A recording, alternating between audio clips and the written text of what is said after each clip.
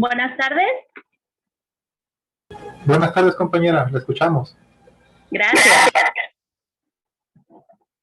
Buenas tardes, bienvenidos a este ciclo de conferencias. ¿Sí me escuchan? La escuchamos. Gracias. Mi nombre es Erika Camacho Peña, soy la coordinadora de capacitación. A nombre del Estado de Baja California Sur y mi titular, el licenciado Anselmo Santo Mendoza Morales, secretario ejecutivo de la Secretaría de Consolidación, Evaluación y Seguimiento del Sistema de Justicia Penal en el Estado, me permito darles la bienvenida y a su vez presentar al ponente que hoy nos acompaña, el licenciado Gabriel Antonio Martínez Rodríguez, con el tema La Flagrancia. Voy a leer un poco de la semblanza y la trayectoria laboral. Es licenciado en Derecho, cursó el diplomado, obtuvo el curso avanzado en Inteligencia Policial contra el narcomenudeo en la Academia Regional del Noroeste, Protección de la Escena del Crimen en el Centro Interministerial de Formación Antidroga de la República Francesa. Tiene un diplomado en Psicología Forense y de Examinación Pericial, Seguridad Perimetral en Centros Penitenciarios, en el Comisionado Nacional de Seguridad Pública. Supervisor de la primera línea, impartición de cursos presenciales, ambos en la sección de asuntos de antinarcóticos y aplicación de la ley en la Embajada de los Estados Unidos de América, en coordinación con el Secretariado Ejecutivo del Sistema Nacional de Seguridad Pública. En su trayectoria laboral, fue comandante de los sectores 1, 4, 5 y 6 en Cabo San Lucas. Fue vocal de la Comisión de Honor y Justicia de la Dirección General de Seguridad Pública Municipal. También fue director del Cerezo de los Cabos en San José del Cabo. Fue comandante de la Policía Turística en San José del Cabo. Y hoy me permito felicitarlo porque hoy lo nombraron director del Servicio Profesional de Carrera Policial en Cabo San Lucas. Muchas felicidades, maestro, bienvenido. Pues le damos la bienvenida, muchas gracias por estar con nosotros y le damos el micrófono.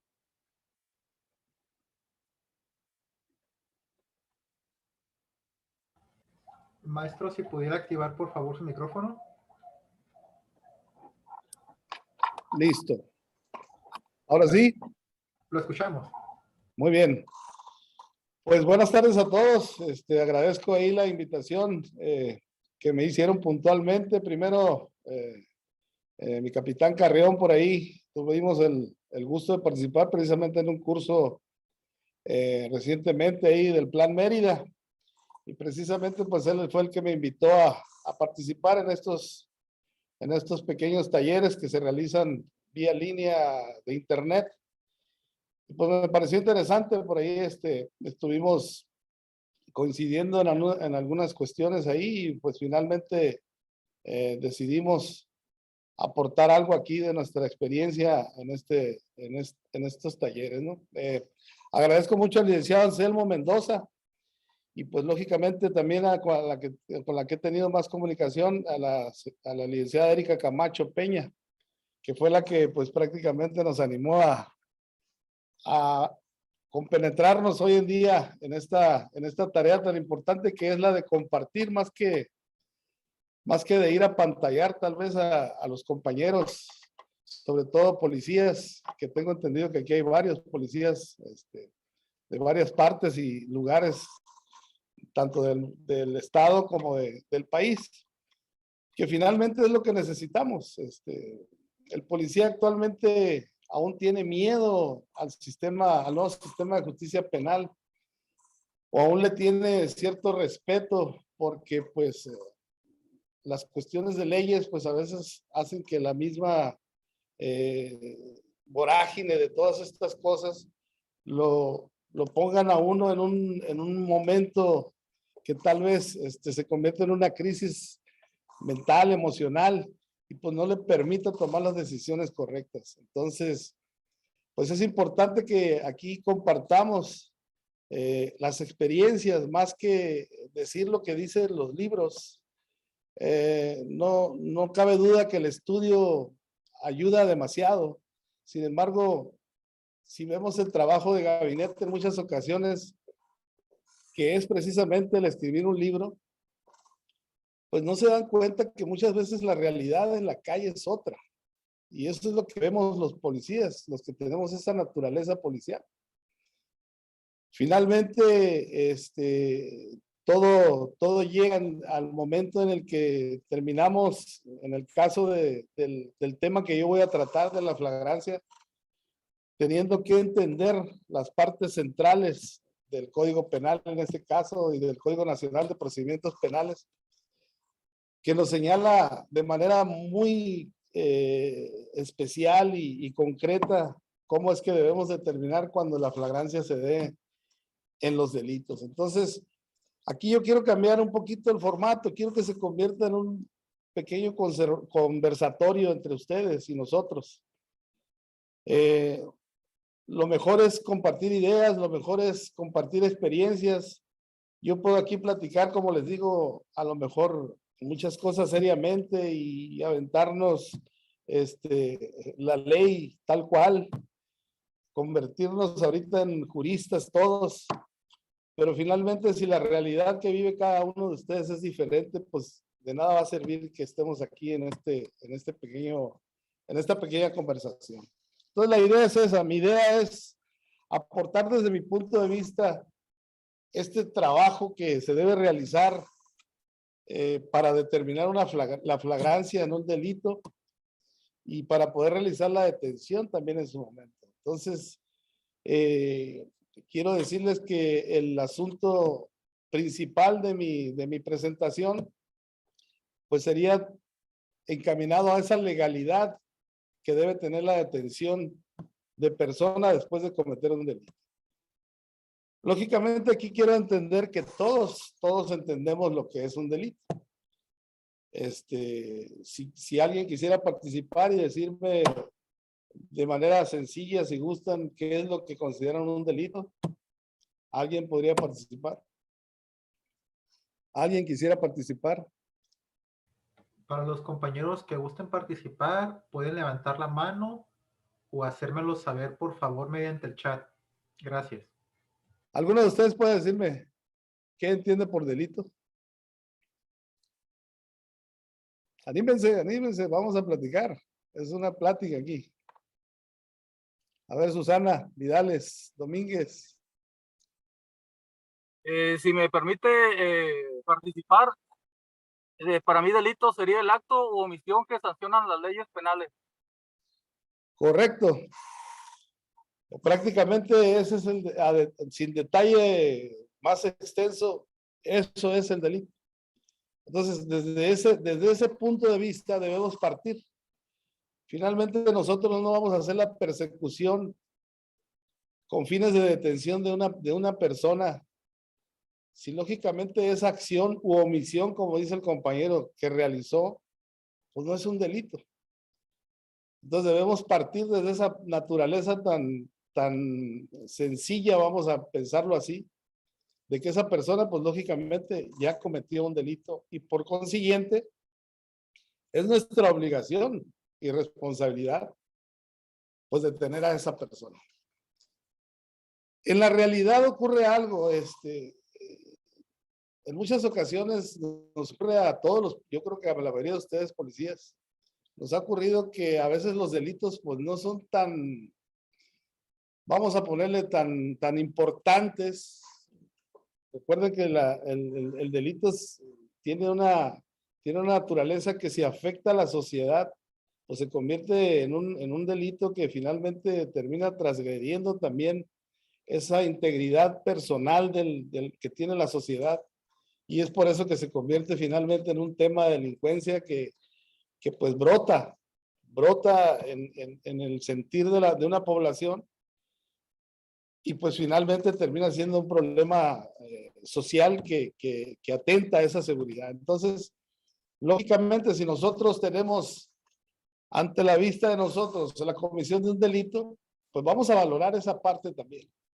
Es la realidad, es la realidad. Yo sí les comentaba esto precisamente que quiero que sea como un conversatorio porque si no están de acuerdo sí quiero que también me lo digan, pero yo creo que la mayoría vive esa parte también como policías. Tenemos en la vida diaria la comisión de varias conductas en la gente. Y que la misma gente se acerque y nos dice, oye, esa persona, fíjate que me robó. Aquel que está allá. ¿Cuándo ocurrió esto? No, pues hace 3 semanas. Y es que yo le presté un dinero y caray. Finalmente ya no fue ni robo, ni tampoco lógicamente podemos pensar en flagrancia.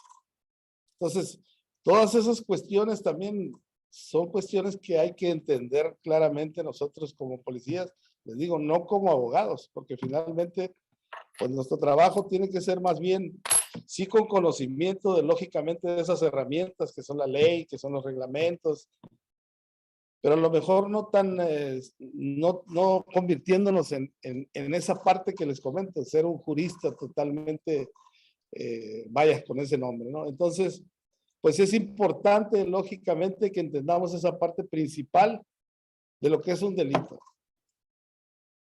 Y que la consecuencia de los actos que nosotros realicemos después de cometido el delito, pues lógicamente tienen responsabilidades. ¿Y qué vamos a buscar con la detención? Pues que la detención sea legal. Entonces, a esto va prácticamente la presentación que yo pretendo hacer hoy.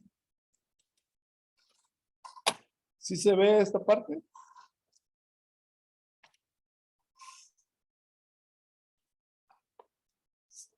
No, maestro, todavía no se ve. La necesito compartir, ¿no?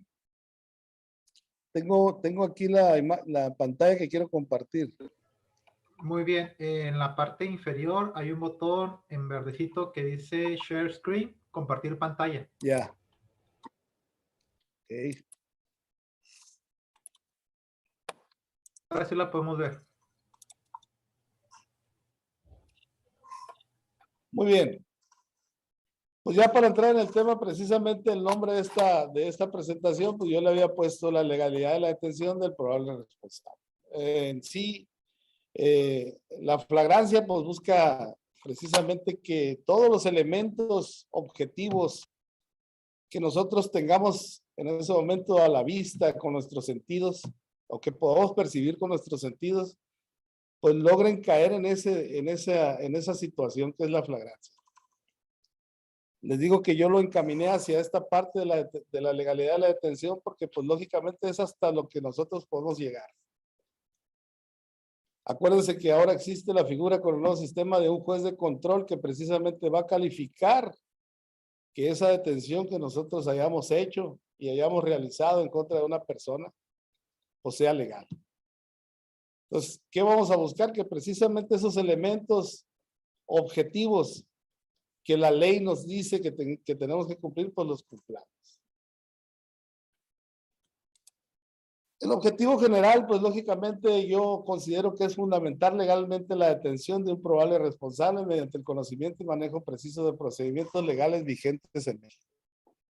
¿Cuáles son los procedimientos legales vigentes en México? Pues tenemos el Código Nacional de Procedimientos Penales, que yo creo que varios de nosotros, pues ya los ha visto en demasiados cursos, en varios cursos, y lógicamente pues buscamos el que a nosotros nos compete, ¿no? Lógicamente. Y en este caso pues el mismo Código Nacional de Procedimientos Penales pues nos lleva a conocer el mismo artículo 146, que es el que nos habla precisamente de la flagrancia. Esa es la parte más importante que nosotros debemos entender sin tampoco, les digo, complicarnos mucho la vida en tener que pensar que lógicamente las cuestiones jurídicas en cierto momento se convierten o se vuelven en nuestra contra. Ese es el detalle lo que les comentaba en un principio. Todavía le tenemos miedo al sistema por esa parte legal que existe y que pensamos siempre que a lo mejor se va a voltear en nuestra contra y que al final del día nos pueda a nosotros llevar una responsabilidad tan grande que hasta tengamos que pues caer en la prisión preventiva, que es algo que por lógica, yo platicando con algunos jueces de control, en muchos del tiempo que yo empecé a estudiar, eso es lo que le preguntaba yo a los jueces de control. ¿Qué pasa si yo hago una detención en la cual yo me equivoqué a lo mejor? Tuve algún error. Sin embargo, realicé la detención. Sí, cumplí con todos los detalles, le leí sus derechos, lo perseguí ininterrumpidamente. Hubo un señalamiento. Todos esos detalles que la misma ley te menciona, los cumplí. Pero en cierto momento hubo alguna falla por ahí que lógicamente el juez de control va a decir, no, eso sí no debió haber ocurrido. ¿Por qué? Por los tiempos, por ejemplo. El tiempo que lo retuviste. Y en ese momento nosotros pensamos, ay, caray, ahora me va a caer a mí el asunto. No, precisamente eso es lo que trata este sistema. Mientras nuestra actuación no lleve, yo creo que esa palabra ya todos la conocen, aunque no sean abogados, no lleve el dolo, que es lo que en muchas ocasiones se acostumbraba, desgraciadamente, pues lógicamente no vamos a tener ninguna responsabilidad. Mientras que el trabajo se esté tratando de hacer bien, lógicamente. Entonces, los procedimientos legales en nuestro país, lógicamente, nos dicen exactamente qué hacer. Sin embargo, pues ahí en esa parte precisamente es la que nosotros tenemos que empezar a reconocer como herramientas de nuestro trabajo diario para poder en cierto momento distinguir cuando el delito que nosotros o del que nosotros fuimos testigos o podemos ser testigos en ese momento o nos estamos enterando en ese momento de ese delito, se está cometiendo lo que precisamente estamos buscando, la flagrancia. Bueno, como introducción yo sí les quiero recordar algo que pues desgraciadamente ha ocurrido en nuestro país por muchos años, sobre todo pues los que ya pasamos de los 50 años recordamos muchas cuestiones de arbitrariedades de las policías y de las autoridades. Muchas policías han existido en el país y muchas policías se han mencionado durante la historia de nuestro país, en las que por desgracia pues se les ha criticado por el trabajo que se ha hecho. Eso no lo podemos evitar, no lo podemos negar. Finalmente esa parte histórica de las policías pues ha sido un parteaguas para que precisamente el sistema de justicia tuviera que cambiar. Yo desde el 2005, 2006 que empecé a escuchar esto del nuevo sistema de justicia penal que se dio a iniciativa de un presidente de apellido Calderón, pues se veía venir toda esta parte porque el cambio era precisamente por las cuestiones de justicia que el pueblo gritaba en nuestro país. Entonces, lógicamente, pues esto era el motivo principal de esto. Y el cambio pues se tenía que dar. Y se dio. Y a partir del 2016, pues lógicamente nuestro sistema de justicia penal pues entró en esa transición que hoy nos tiene ante estos escenarios, ¿no? Al de cumplir con muchas cuestiones casi de manera científica. Es decir, la verdad tiene que ocurrir mediante cosas que sean reales. Ya no vamos a estar alucinando como se hacía en los tiempos pasados. Tal vez quienes tengan mucho tiempo en la policía recuerden aquellos partes informativos que se hacían y que en muchas ocasiones se tenían que acomodar de tal manera porque decían, bueno, es que la persona que se detuvo, sí, efectivamente es un delincuente y pues ni modo, hay que amarrarlo de alguna manera. Y finalmente surgía el parte informativo y se realizaba el parte informativo que con ese bastaba para que el Ministerio Público y un juez pusieran a esa persona en prisión. ¿Qué pasó? Bueno, las cárceles se llenaron de gente inocente y hoy en día precisamente el sistema también está buscando que las cárceles pues tengan dentro de sus instalaciones únicamente a personas que cometen delitos graves. Lo demás, pues todos sabemos que puede ser reparado por buscar la solución mediante la reparación del daño. Entonces, la detención ilegal y arbitraria de personas en México ha sido siempre motivo de controversia política y jurídica. Existe un nuevo principio de justicia en el país que refiere que toda persona detenida se presume inocente. Esto es muy importante entenderlo. A partir de lo que yo les estoy comentando, los que les comenté hace unos minutos, respecto a las arbitrariedades que ocurrían, y una de ellas era esa precisamente. Antes la persona que se detenía se presumía culpable inmediatamente. Es decir, tú lo hiciste. Sin lugar a dudas, tú lo hiciste. Pero ¿qué pasaba? Pues lógicamente, pues ya lo estoy comentando, las cárceles llenas, no existía la reinserción social para nada y lógicamente se convirtió en un problema muy grave. Entonces, ¿qué trató de hacerse con esto? Cambiar totalmente. Y ahora se presume inocente hasta que se le demuestre lo contrario. Perdón.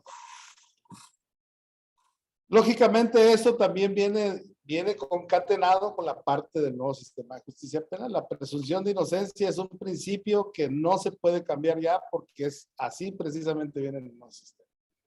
Entonces, es una cosa de las que nosotros tenemos que tener presente siempre ante la detención de persona que realicemos. Se presume inocente. Hay muchas cuestiones ahí en las que ustedes, en las que ahorita podemos platicar precisamente a la hora de la detención de una persona y te das cuenta que en muchas ocasiones cometemos muchos errores. Como lo es el preguntarle que si él lo hizo, que si tú lo hiciste y tratar en ese momento nosotros de juzgarlo. De cierta manera sabemos todos que eso no puede ser posible. Todo eso que él diga, que nos diga, no tiene ningún valor. Ante nosotros, eso que dice esa persona en el momento de la detención, no tiene ningún valor. Entonces, tenemos que esa presunción que como era antes la de presunción de culpabilidad, que por muchos años imperó como motor dentro de la policía ministerial y judicial del país. Por ello es importante que el policía sea capaz de identificar de manera precisa y sobre todo cumplir con los requisitos que la legislación señala. Eso es importante y por eso les digo, tal vez no tengamos que entender la totalidad de artículos o de legislaciones que haya o lecturas que existan para la detención. Finalmente tenemos que invocar precisamente a esta cuestión y entenderla totalmente de tal manera que podamos manejarla de una manera muy sencilla en el momento de la detención de una persona, después de cometer el delito. Es importante entender la parte de la detención. No sé si alguien o alguno de ustedes hizo alguna vez un ejercicio de ponerse unas esposas o que les pusieran unas esposas.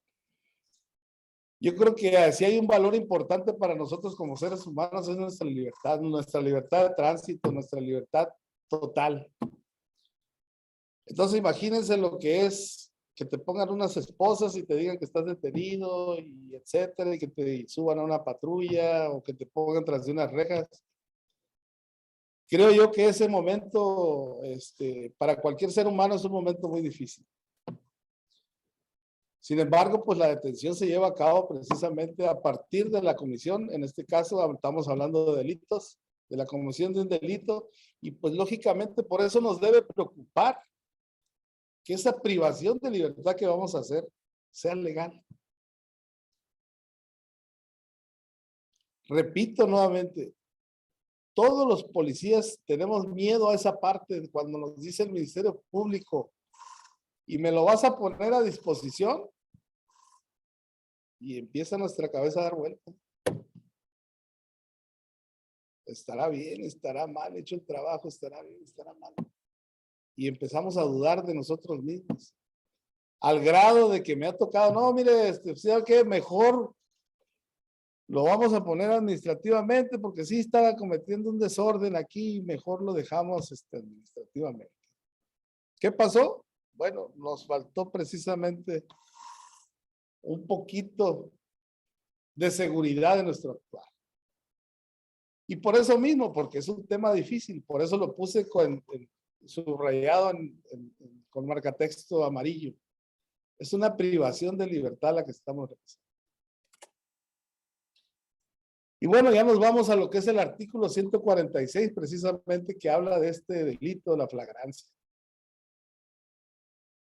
Dice, ¿alguien me puede ayudar a leer, por favor, para hacerlo, como les digo, como conversatorio? Raquel Rivera, ¿quieres participar, por favor? A ver si le puedo abrir el micrófono a la compañera Raquel Rivera para que me ayude a leer. Adelante, compañera. Si pudiera activar su micrófono, por favor. Ya. Buenas tardes a todos. Dice la flagrancia, artículo 146. Se podrá detener a una persona sin orden judicial en caso de flagrancia. Se entiende que hay flagrancia cuando, 1, la persona es detenida en el momento de estar cometiendo un delito, o 2, inmediatamente después de cometerlo es detenida, en virtud de que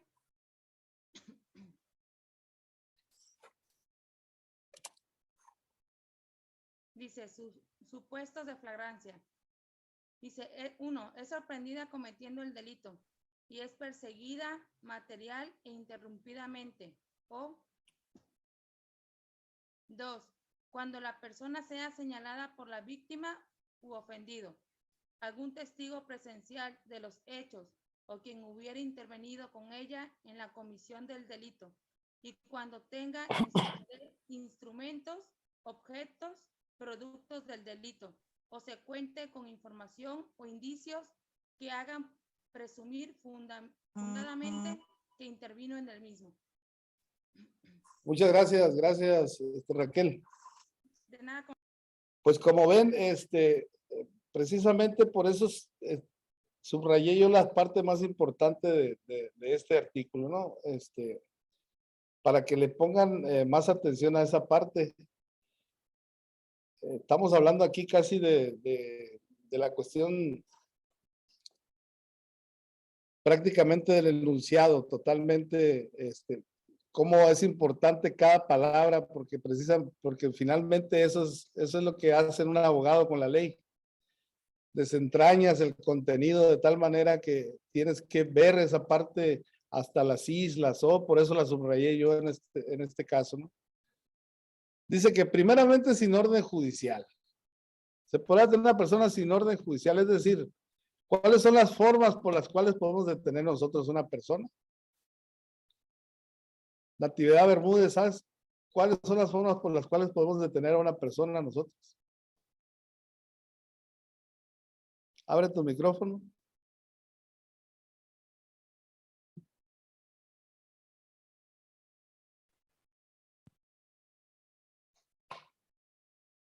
Natividad.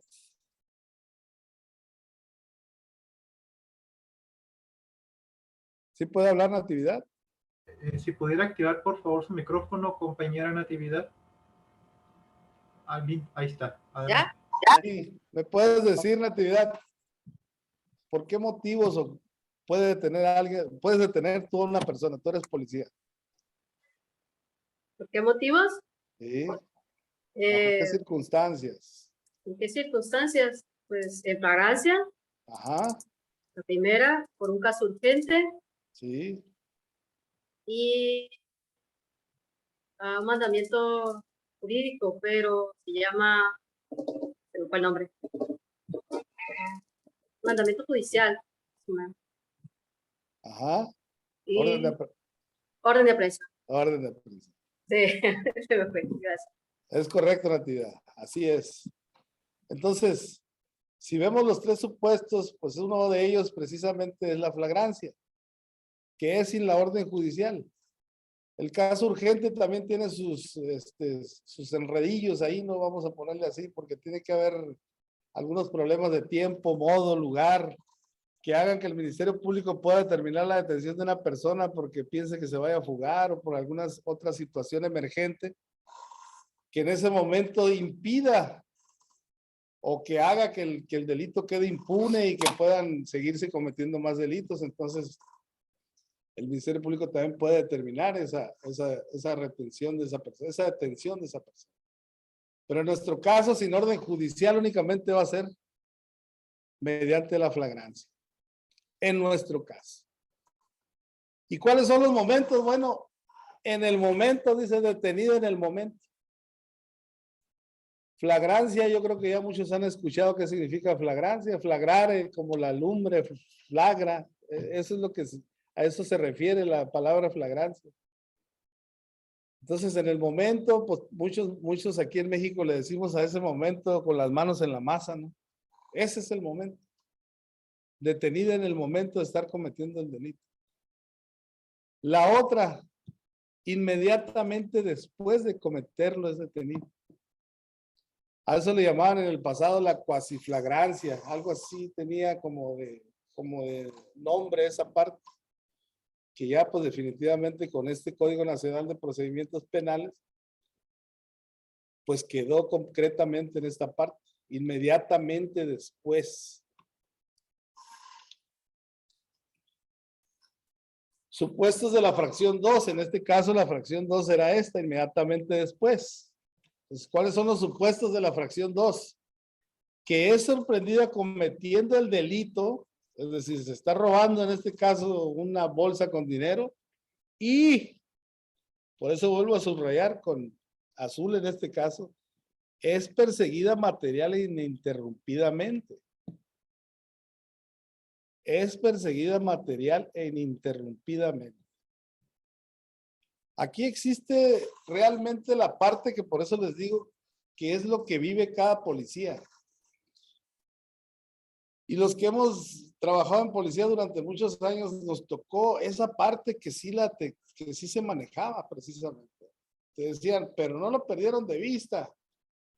No, siempre mantuvimos la vista en él. Oye, después contaste en tu parte informativo que se brincó una barda. ¿Cómo es que no lo perdiste? Sí lo perdiste de vista. O dio la vuelta en una esquina. Pero ¿qué pasa? No estás interrumpiendo finalmente la búsqueda de la persona.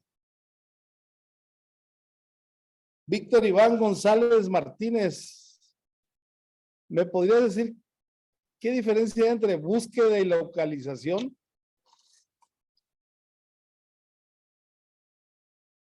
Amigo Víctor Iván González, active su micrófono.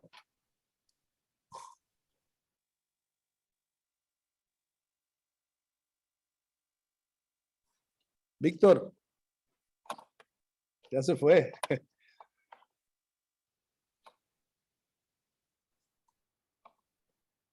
¿Quién más? ¿Quién me puede decir? Cintia Judith Aguilar.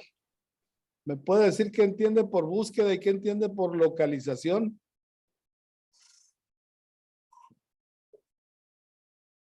Cintia. ¿Si puedo activar el micrófono?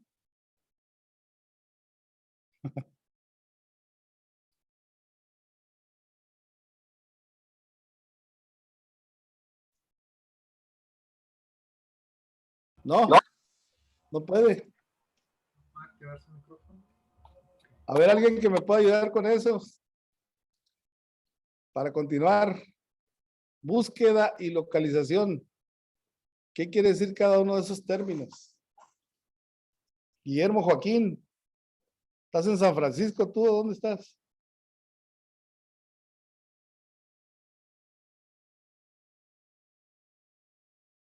¿Nadie puede activar su micrófono? ¿O qué? Buenas tardes, buenas tardes. Buenas tardes, amigo.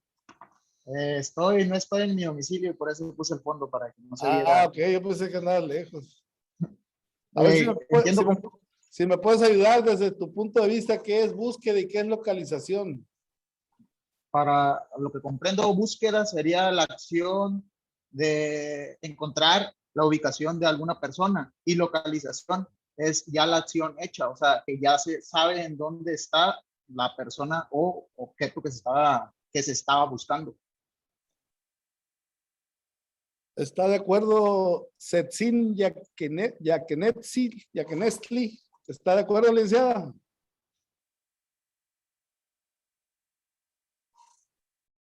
Adelante, licenciada, la escuchamos. Buenas tardes. Buenas Sí, tardes. estoy de acuerdo, entiendo como que se pueden parecer o confundir un poco como el concepto, pero sí, estoy de acuerdo con el compañero. Búsqueda y localización. Ok. Estamos hablando de algo muy parecido, sí, efectivamente, pero yo veo más como la búsqueda es una acción prácticamente, precisamente del seguimiento a alguna noticia, en este caso criminal, que yo hago en el tiempo, durante el tiempo.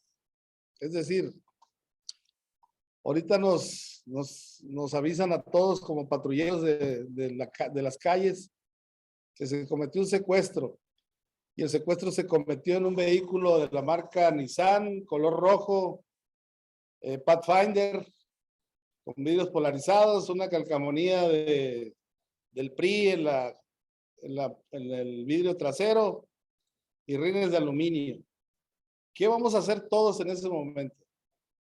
Vamos a buscar una Pathfinder roja con rines de aluminio, con una calcamonía del PRI en el vidrio de atrás, vidrios polarizados, y esa va a ser nuestro trabajo en ese momento, la búsqueda de ese vehículo.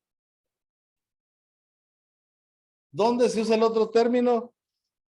Pues cuando Blanca Marbella Nava Rafael de repente nos habla por radio y nos dice, a ver, Sandra Baena, acabo de localizar el vehículo aquí por la calle tal y tal. En ese momento la búsqueda ya se convirtió en localización. Lo mismo pasa entonces con nuestros delincuentes. En cierto momento nos reportan un delito, nos vamos a la búsqueda. Si tenemos la suerte de que exista en ese momento que nuestros sentidos están cerca de esa comisión del delito, probablemente nos toque la búsqueda de esa persona y que la encontremos y la localicemos de tal manera que entonces sí, el sorprender cometiendo el delito y persiguiendo la material ininterrumpidamente se ve. Aquí vemos ahora una O, porque la O dice, o cuando la persona sea señalada por la víctima u ofendido. Algún testigo presencial de los hechos o quien hubiera intervenido con ella en la comisión del delito. Fíjense cómo son importantes estas partes que yo les digo, porque pareciera que no, pero la I, la O, la U, todas estas cuestiones que juntan o separan un enunciado, pues nos están aclarando la parte importante de este artículo del Código Nacional de Procedimientos Penales. Porque una I ya nos está indicando que tiene que también estar en conjunción de algo más. De algo más. En este caso, si nos dice que la persona sea señalada por la víctima ofendida o algún testigo presencial de los hechos, o quien hubiera intervenido en ella en la comisión del delito, yo veo aquí que dice I. Entonces, sí me lo pueden señalar. Sí me lo pueden señalar. Pero, y que cuando tengan su poder instrumentos, objetos, productos del delito. Y aquí vuelve a cambiar o se cuente con información e indicios que se haga presumir fundamentalmente que terminó en el mismo. Es decir, a lo mejor hay una persona, una víctima u ofendido que nos señala a un individuo que en ese momento puñaleó a otro amigo por ahí. ¿Ok? Vamos entonces a decir, bueno, pero ahí que tengan su poder instrumento. Ah, pues tiene que traer la navaja. Porque si me dijo que lo puñaleó, pues trae la navaja. Entonces yo como me sé ese artículo del Código Nacional de Procedimientos Penales a la perfección, sé que tiene que, ya me lo señaló esta persona, es víctima y debe traer un puñal, pero no lo trae. Entonces te vas a lo siguiente, se cuente con información o indicios. Es decir, la información que ya te dio la persona, no, sí, verás, revísalo porque la persona esta trae un reloj que se le llenó de sangre también. O la persona trae un tatuaje que yo le vi claramente, un tatuaje que se le ve en el hombro porque trae una camisa de manga corta. Bueno, ya es otra información y otros indicios importantes que en ese momento, pues lógicamente para nosotros son de valor para poder determinar esta parte de la flagrancia. Les digo, es importante que nosotros lo entendamos de esa manera. Yo creo que varios aquí ya les ha tocado poner a disposición gente del Ministerio Público por delitos flagrantes. Quiero entender que hay varios. A mí me ha tocado poner 2, muy difícilmente, la verdad. La audiencia para determinar la legalidad de la detención fue difícil.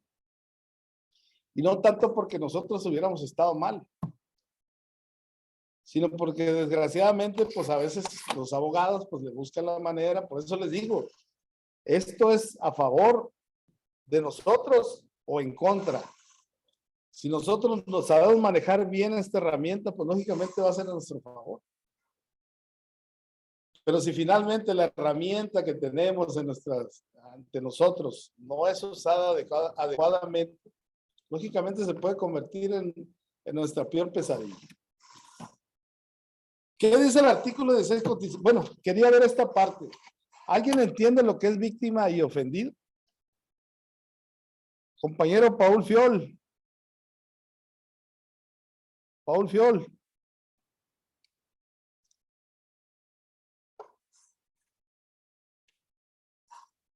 ¿Puedo activar su micrófono, Paul?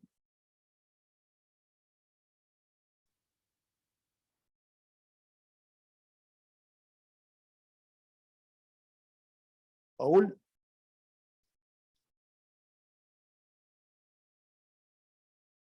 O a ver, alguien que pueda activar su micrófono para seguir rápido, porque Susana Vidales. A ver. ¿Quién va a hablar? Bueno. Sí. Carlos Augusto Hernández. A ver, amigo Carlos Augusto, ilumínenos, díganos qué es víctima y qué es ofendido. Víctima puede ser la persona que fue lesionada, por decir así, yo soy el chofer de un taxi, por decir así, pero yo no soy el dueño. Ajá. Yo soy el chofer nada más. Y resulta que tengo un percance, me chocan, ¿sí? Y yo, en ese momento, yo soy la víctima porque soy perjudicado, ¿sí? Porque recibí lesiones, o sea, hubo unas lesiones, por decir así, en el choque. Yo soy la víctima, ¿sí? Porque la persona se pasó la luz roja.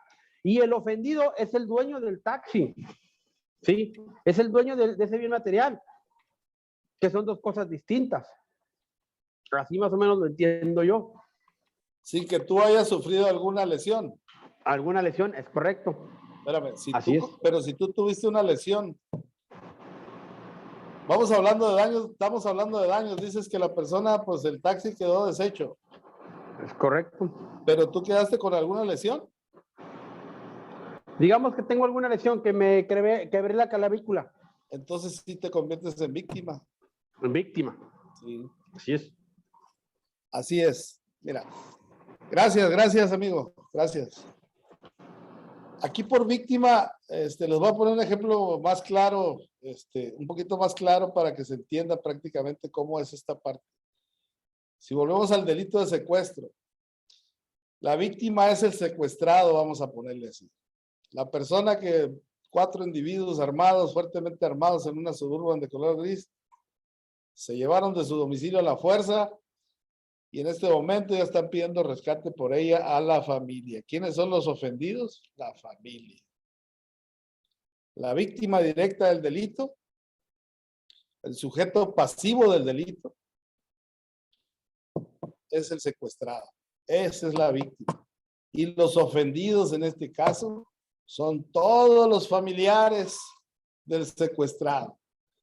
Es decir, cualquiera de ellos, en este caso, podría denunciar el secuestro. esa es una parte que también hay que entender en cierto momento. Aunque les vuelvo a repetir, no lo veamos desde el punto de vista totalmente jurista, veámoslo desde el punto de vista práctico. Tenemos que entender esa parte también. Así como tenemos que saber que es un delito y que es una falta y que en el momento determinado que nos pregunte el ciudadano, a ver, ¿por qué me estás deteniendo a mí? Si no he cometido ningún delito. Tener la seguridad de cómo nos expresamos al poder definir lo que es un delito y al poder definir lo que es una falta. He visto un video, por ejemplo, me da risa porque dice el video que pregunta de él mismo, se pone ahí un letrerito abajo. ¿Me pueden detener por el artículo no sé qué del Código Nacional de Procedimientos Penales por una falta administrativa? Y dice el abogado, dice que no, que porque el Código Nacional de Procedimientos Penales persigue delitos y que no sé qué. Y en sí la cosa ahí es que el policía supuestamente es el que pide la detención en base con fundamento en el Código Nacional de Procedimientos Penales. Pues lógicamente, ¿quién va a usar como fundamento para una detención administrativa el Código Nacional de Procedimientos Penales? Pues no usas ese término mejor. Ahí está el bando de policía y buen gobierno. Finalmente, esa es la parte que también, por eso le digo que a veces hay que ser prácticos. Nos queremos complicar la vida a lo mejor usando términos muy difíciles, que finalmente pues ustedes los ven, si a los que han ido a audiencias o han ido a los juzgados, pues lógicamente hay muchas cuestiones ahí de formalismos que se tienen que llevar a cabo por parte de los abogados. Pues lógicamente hablan de una manera muy elegante, ¿no? Y que finalmente hasta dices tú, ¿qué están diciendo? Pues nosotros tenemos que entender esa parte elegante de la ley de tal manera que la podamos aplicar finalmente.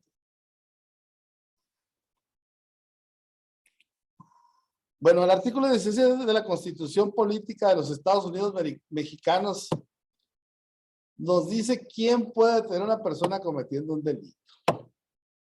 ¿Y quién la puede detener? Siempre ha sido causa de polémica de que si nada más la policía, que si nada más los que pueden hacer órdenes de aprehensión, que si nada más no sé, alguien muy particular. Yo. Adelante. Buenas tardes, mi nombre es Omar Alejandro Álvarez. Sí. El otro día tuvimos una pequeña tema ahí con respecto a los ¿cómo se dice? Bueno, ¿me puede regresar la página que tenía anteriormente? ¿Es tan amable? Esta. Cuando dice en la comisión del delito y cuando tenga en su poder instrumentos, objetos y productos del delito. Tuvimos una pequeña controversia ahí. ¿A qué se refiere con instrumentos? Ajá. No sé, aclarar un poquito esa confusión. Pues tendría que ver con la naturaleza del delito. Por eso, por ejemplo, yo te puse el ejemplo de una riña o de una persona que comete lesiones graves sobre una persona con un cuchillo. Pues, ¿cuál va a ser el instrumento de una riña y de un acuchillamiento? Pues el cuchillo. Entonces, finalmente, o instrumentos ¿qué te gusta? Te fuiste a robar un cajero, que eran muy usados hace unos 10 años. Te fuiste a robar un cajero y los cajeros sabíamos nosotros que los estaban robando con sopletes. Usaban sopletes de soldadores. Entonces, lógicamente, traían toda esa herramienta en el carro. Entonces, son instrumentos con los que se cometían delitos finalmente. La mascarilla, los guantes, el oxígeno y la otra parte que lleva ese instrumento para calentamiento como calentaban el cajero y lo abrían y lo despedazaban. Ese es un instrumento. ¿Y los finalmente hay como terminología muy parecida, pero sí, al momento que tú desentrañas el delito del cual tú fuiste testigo, es donde vas precisamente a utilizar todos estos detalles que te dan. A veces no los tienes en ese momento en la mente, pero ya cuando tienes las cosas tal y como las tienes ante la presencia de la comisión de un delito, ya te das cuenta, mira, esto cae en objetos. Mira, estos son productos del delito. ¿Qué puede ser un producto del delito? ¿Qué te imaginas tú que puede ser un producto del delito? Pues unos billetes, por ejemplo. Sí. ¿No? La competencia estaba entre instrumentos y objetos. O sea, ¿dónde entraban los instrumentos y dónde entraban los objetos? Pues prácticamente, como usted dice, no, pues el soplete. Bueno, y no entra dentro de los objetos. O sea, yo creo que más bien es un instrumento. Ahí sí, habría, sí, lógicamente estoy de acuerdo contigo. Pero sí, yo, desde mi perspectiva mental, yo sí puedo entender qué es un instrumento en un momento determinado y qué es un objeto. Si a mí me dices que enfrente de mí yo tengo un mouse, yo sé que es un instrumento de la computadora. Pero veo aquí a un lado una llave, pues para mí es un objeto. ¿Sí me entiendes más o menos lo que quiero decir? Un instrumento, bueno, un instrumento que yo utilizo, un celular. Un instrumento con el cual yo me voy a comunicar.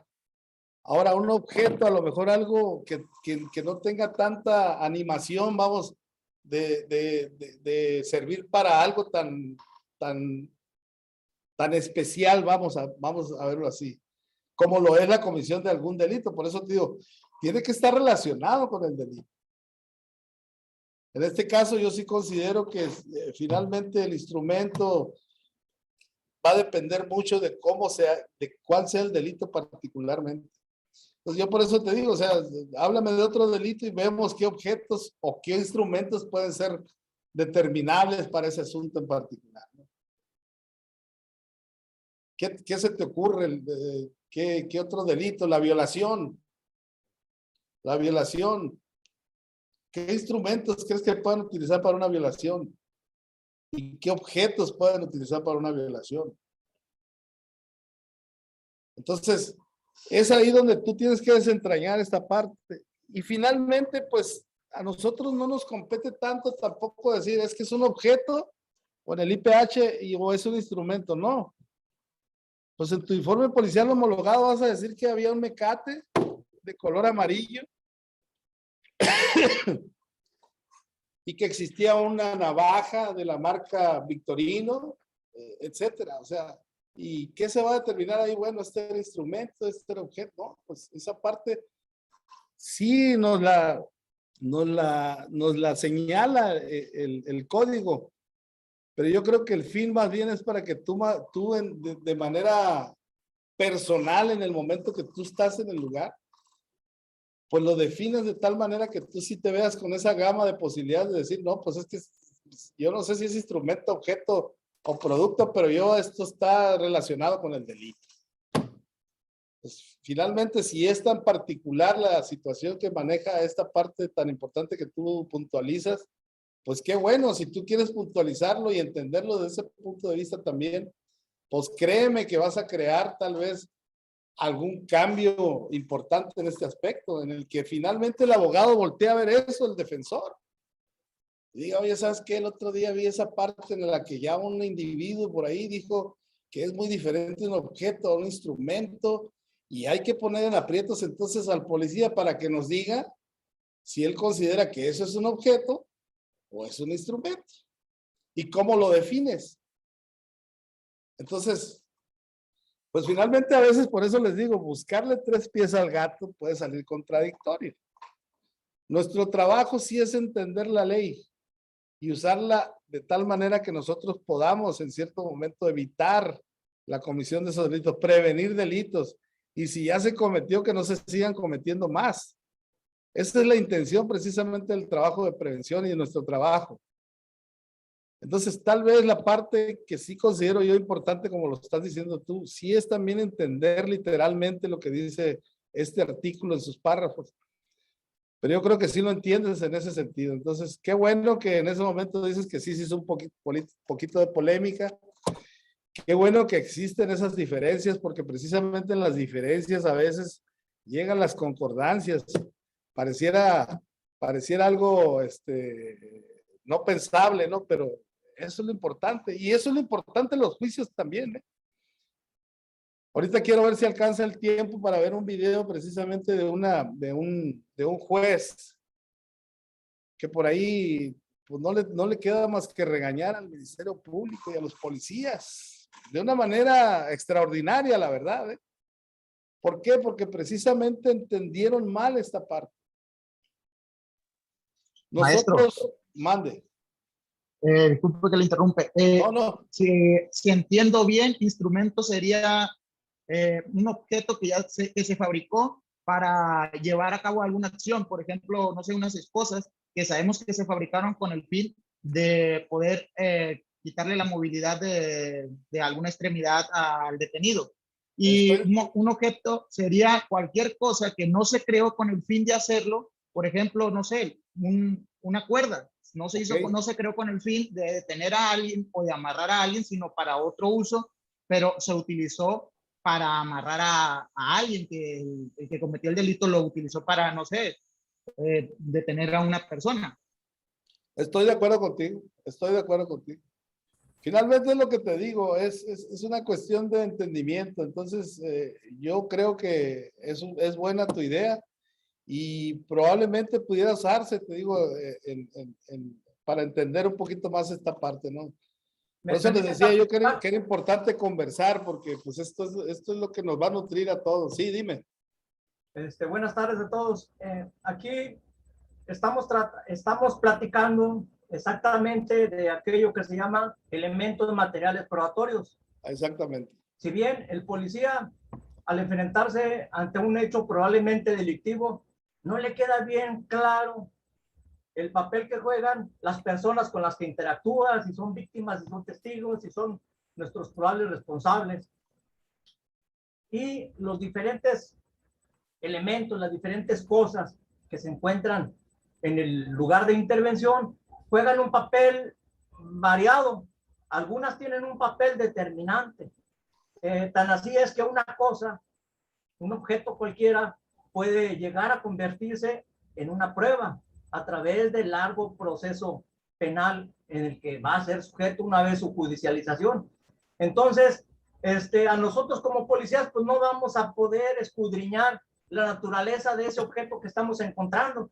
Si ese instrumento, dependiendo la naturaleza del delito, como usted nos decía atinadamente, instructor, pues vemos una persona herida, una persona que yace muerta, vemos un arma de fuego, pues seguramente, y todavía va a haber alguna duda, ese es el instrumento del delito. Entonces, el tratamiento que le debemos dar, compañeros, es el de elementos materiales probatorios, los cuales deben de ser sujetos a un proceso de identificación, embalaje y posteriormente el traslado hacia el Centro de Justicia Penal. Al Ministerio Público, en su calidad de conductor, en su calidad de mando y conducción de nosotros los policías, pues le va a corresponder determinar qué papel jugó en el delito en el que nos estamos enfrentando. Ahí puede suceder que deseche algunos de los objetos que nosotros recolectamos, es el término idóneo y pertinente de esos instrumentos, de esos elementos materiales probatorios. Entonces, esa es la naturaleza o es el papel que teníamos que jugar nosotros a mutuo propio. No podemos desechar ninguno de los objetos que nos estemos encontrando. Todo puede ser requerido hasta un simple vaso. Claro, volvamos al entredicho dependiendo la naturaleza del delito al que nos estamos enfrentando, ¿no? La naturaleza del hecho que estamos nosotros en nuestra calidad de primeros respondientes interviniendo. Entonces, para concluir mi participación, pues es importante hacer un análisis minucioso, hacer una valoración del lugar, tratar de entender la naturaleza de ese hecho probablemente delictivo, y nos debe quedar claro también, puede llegar en nuestro auxilio la policía investigadora, puede llegar a nuestro auxilio servicios periciales, que son quienes, de acuerdo a su naturaleza, a su función intrínseca, pues son los que pueden dilucidar mejor sobre estos elementos materiales probatorios. Sería mi participación. Gracias, capitán, gracias, le agradezco. La verdad que esa es la intención, precisamente por eso dije yo, permitiéndome ahí comentarlo en un inicio, a ver si al último no, ya no me vuelven a invitar. Dije que iba a ser un conversatorio porque yo creo que es mucho más ameno y sobre todo más productivo para todos. Que pues cada quien hable también de sus experiencias, porque les vuelvo a repetir, yo igual, yo soy de calle, entonces el trabajo de gabinete que se realiza, que es el de libros y de cuestiones legales, a veces dice uno, no, pues que a todo dar, ¿no? Que te dicen que tienes que llegar al nivel 6 de fuerza, tienes que aguantar los niveles de fuerza para poder detener a alguien, por ejemplo. Y aparte tienes que ponerlo bien, que no se vaya a maltratar, o sea, te das cuenta de que dices, bueno, porque esa persona que inventó los usos de la fuerza no se viene a hacer la detención de una persona. Si todo el mundo hemos batallado con la detención de una persona, yo no creo que nadie haya tenido una persona que de repente se nos mueve y de repente se nos pone bravo, se pone agresivo. Y finalmente, pues terminas utilizando a veces otros mecanismos, sí, pues de la reducción de movimientos, el uso del PR24 hasta llegar a su total inmovilización. Entonces, finalmente el actuar diario es el que nos da esta pauta para entender esto y poderlo desentrañar, y eso es lo importante. Ahorita ya el capitán nos dijo, efectivamente, los elementos materiales de prueba son estos. Que eso es lo que pasa en una audiencia precisamente. ¿Cuáles son los elementos materiales de prueba y aparte se tiene que calificar en la audiencia a ver si son aceptados o no son aceptados? Y en ese momento ya se convierten en prueba precisamente para el juicio. Entonces, pero son cuestiones que ya precisamente por eso yo lo comentaba un poquito, que yo quería que esto tratara más, que el tema fuera más de nosotros como policías, que es lo que yo también, pues yo soy policía, como les digo, entonces actualmente pues esa es la situación que impera en todas las policías, en la mayoría de policías. Yo platico con muchos policías, he platicado con policías en otros estados y sigue imperando esta parte, pues sigue imperando la parte de la duda ante cualquier situación, igual ante el uso de arma de fuego también. Es difícil todavía tumbar ciertos paradigmas que nos tienen a muchos policías todavía detenidos en ese aspecto. ¿Qué hacer en el momento determinado, en un momento determinado en que tu vida está en riesgo? Todavía el policía teme a usar su arma, aunque su vida esté en riesgo. ¿Por qué? Por los paradigmas que les digo. Es que te viene a la mente rápido. Es que a lo mejor me mandan al cerezo, es que a lo mejor esto, a lo mejor. Empieza el policía a ver supuestos en su contra nada más. ¿Y qué pasó? Pues es que no conoció, por ejemplo, la Ley Nacional de Uso de la Fuerza, que hoy es una herramienta que podemos utilizar muy bien para esa defensa de nuestra vida finalmente. Entonces, sí es importante, como les digo, la parte legal y esencial y dogmática de la ley, pero también hace falta también entenderla a nuestro sentir, con lógica. Finalmente el derecho es lógica también. Eso sí, ser objetivos. Porque finalmente no podemos andar inventando delitos. Es que me pareció a mí ver que no se puede. Tienes que ser objetivo. Precisamente esa plática que tiene el juez que les digo, el juez de un juicio, el juez del juicio, les dice a los policías que es imposible que 3 policías o 2 vean lo mismo. Y eso es lo que pasa en la actualidad a veces, o todavía pasaba en años anteriores. Llegabas con un uniforme policial o una historia en la que yo decía, vi una persona con unos zapatos azules, un pantalón gris, un sombrero tipo ranchero, que sacó un arma de color azul y en ese momento disparó. y le alcancé a ver una hebilla que traía la figura de los Tigres del Norte. Y le preguntaban al otro policía, ¿y tú qué viste? No, pues vi una persona con zapatos azules, pantalón gris, sombrero ranchero, lo mismo. ¿Con qué fin? ¿Con qué fin ustedes creen? De buscar esa objetividad supuesta. Pero una objetividad que les dice él que no existe precisamente, porque existe la psicología del testimonio,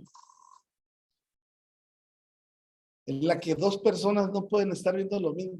Hagan el intento, pónganse en diferentes lugares, lógicamente.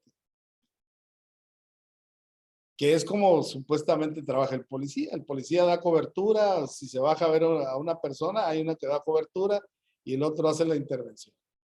Si se hacen las cosas así, el policía no va a ver lo mismo. El policía que te está dando cobertura no va a ver lo mismo que tú estás viendo. Entonces, finalmente, vean qué importante es esta parte, sí, entenderla para nosotros mismos. Es una herramienta que finalmente nos salva la vida. En este caso, lo que estoy hablando de la Ley Nacional de Uso de la Fuerza, nos salva la vida. Ahora, el Código Nacional de Procedimientos Penales, pues que nos da en el delito de flagrancia las herramientas necesarias para que nuestro trabajo esté bien hecho, pues también es importante entenderlo de esa manera.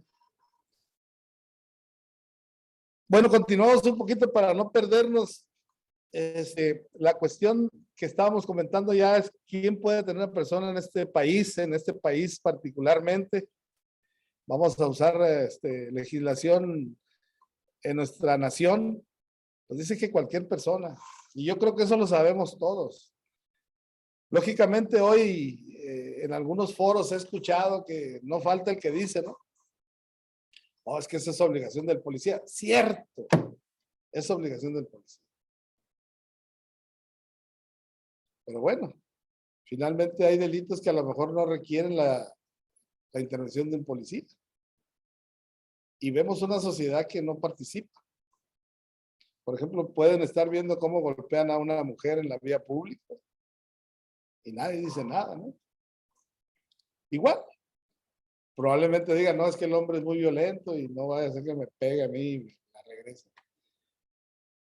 ¿Qué pasa finalmente cuando ha pasado que las mismas personas detienen a un individuo que cometió un delito? Pues hay tanta furia en el país, que ahí está el famoso video ese que salió de una combi, ¿no? Que casi despedazan al individuo que se metió a robarles. Pero es prueba real de que cualquier persona puede tener a otra persona cometiendo un delito.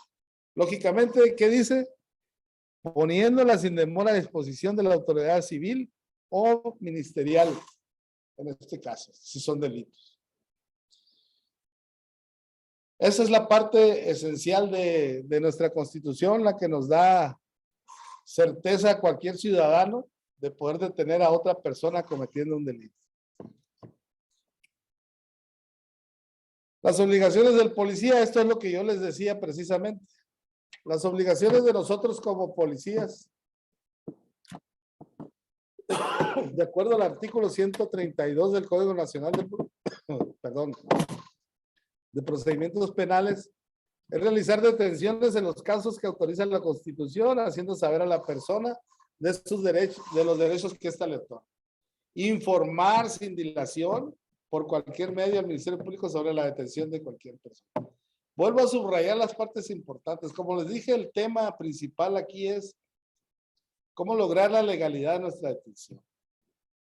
Y todas estas acciones de las que yo subrayo, realizar las detenciones, porque son obligaciones del policía, hacerle saber a la persona sus derechos, informar sin dilación.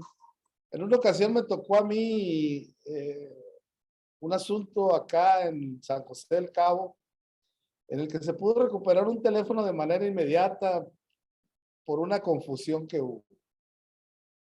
Sin embargo, alguien había enterado al Ministerio Público de esta situación y pues ya el Ministerio Público, ya cuando se le hizo la llamada, pues quiso regañar a una de las personas que iba conmigo, más bien le pegó una regañada. porque le dijo, bueno, ¿por quién te dio autorización a ti de ir a buscar el teléfono?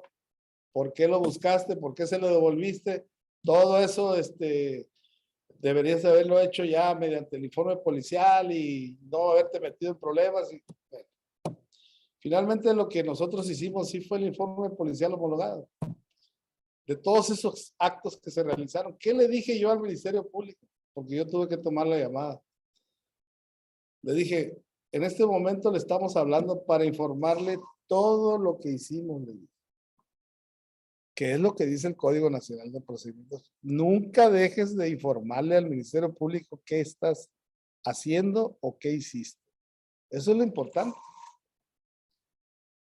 Yo le dije, le estoy explicando, la persona que hizo todo esto le está explicando qué es lo que hizo. Si finalmente se recuperó el teléfono, oiga, pues yo no sé qué problemas tan grave puede existir. Desgraciadamente, pues les digo, existe de repente una sensación de que pues todo tiene que ir encaminado a una cuestión jurista muy arraigada, sin olvidar que el nuevo sistema pues busca la reparación del daño en muchas cosas. Y que finalmente así es como se están solucionando controversias de tipo delincuencial también. Lógicamente que no sean delitos graves, que no se consideren delitos graves. Pero en sí eso de la información sí es importante. Hay que informar, no omitir esa parte. Hay que informar qué estás haciendo, qué hiciste, cómo lo hiciste. Y finalmente, si la situación es tan grave, como por ejemplo un delito grave como es el homicidio o la violación, y tú en ese momento necesitas, por ejemplo, ingresar a un domicilio, pues puedes hablarle precisamente al Ministerio Público, ponerlo en aprietos ahora tú. ¿Sabes qué? Necesito yo entrar a este lugar porque ahí se va a ir este individuo. Se nos va a escapar. Y cometió homicidio. O cometió una violación. Entonces, vea lo importante que es informar finalmente. Aquí en la policía nosotros nos dicen que hay que informar porque si no, en ese momento tú te conviertes tú estás cargando con la culpa. ¿Por qué? Porque si esa información que no diste es relevante y termina con alguna situación en la cual la misma corporación esté de por medio, lógicamente por quererte guardar esa información, tu responsabilidad crece. Entonces hay que hacerle como con los pecados, hay que soltarlos, hay que decirlos. A eso va uno al confesionario, en este caso con los padres. Suéltate. Es lo mismo, hay que soltar la información. Y en este caso que estamos en persecución de delitos, pues con mayor razón hay que informarle al Ministerio Público todo lo que hicimos, todo lo que estamos haciendo. Porque en su momento a lo mejor es ese Ministerio Público, hey, espérate, no, eso no me lo hagas, por favor. Digo, finalmente ellos llevan la conducción de la investigación.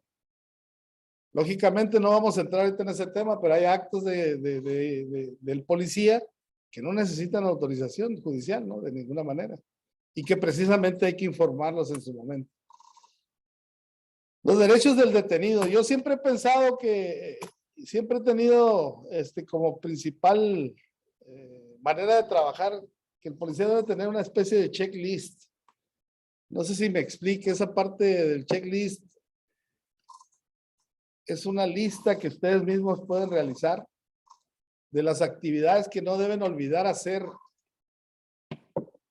como primeros respondientes. A lo mejor me estoy regresando un poquito más, pero finalmente es importante saber esta parte. ¿Por qué? Porque lo vimos en tiempos pasados, años pasados, cuando la delincuencia en materia de homicidios de alto impacto pues se realizaban casi en toda la Baja California Sur. ¿Qué pasaba con los primeros respondientes? Bueno, el primer respondiente tenía que llegar y tenía que asegurarse, número uno, de que el lugar fuera seguro. Número uno, que fuera seguro el lugar. Que ya pudieras ingresar. Porque qué tal si esa persona a la que se le quiso ejecutar quedó vivo y se dieron cuenta y se van a regresar, y si tú estás ahí ya, pues consecuencias graves. Entonces, nuestro checklist, ¿qué decía? Bueno, revisar que el área a la que vamos a llegar sea completamente segura. Y con seguridad abarquemos todo lo que quieran. Que no haya líquidos, que no haya gasolina, que no haya vehículos incendiados, que no haya personas armadas, etcétera. Que sea seguro para nosotros. Y después de ahí ya todo lo que ustedes quieran enunciar. Y de tal manera que ustedes cuando estén ante la presencia de una detención, por ejemplo, en flagrancia, pues vayan siguiendo estos pasos. A ver, ¿hay señalamientos? Sí. ¿Hay instrumentos o objetos, como decía el compañero? Sí. ¿Se le leí la cartilla de derechos al detenido? Sí. ¿Lo esposé? Sí. Etcétera. ¿Vas cumpliendo con ciertos requisitos? ¿Tengo el cronograma de mi acción? Sí. O sea, es decir, tomando tiempos de lo que estás haciendo. Eso es importante, eso yo se lo recomiendo de tal manera, eso lo hacen en muchas áreas, no solamente en seguridad, sino en áreas como hotelería, como administración, que finalmente recuerden que también funcionan en esta materia, ¿no? Como el FODA. ¿Alguien conoce el FODA de los compañeros? ¿Alguien ha oído hablar del FODA? Melanie Montserrat, ¿puedes hablar? Melanie Montserrat.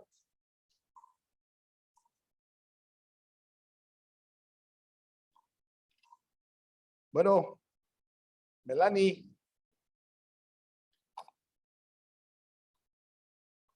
Melanie Montserrat. ¿Alguien más ha oído hablar del FODA? ¿Alguien que quiera hablar del FODA? FODA.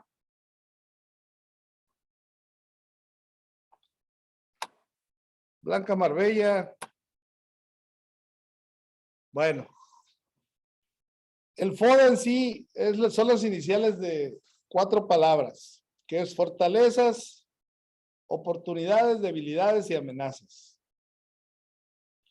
Esas son las cuestiones que nosotros en nuestro checklist o en nuestra lista debemos tomar en cuenta.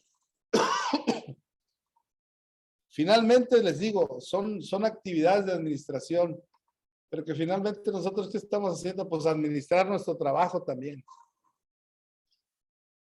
Esta cartilla de derechos se nos llega a barrer en la detención y ahí los quiero ver en la audiencia de detención para determinar la legalidad de la detención. No le leímos la cartilla.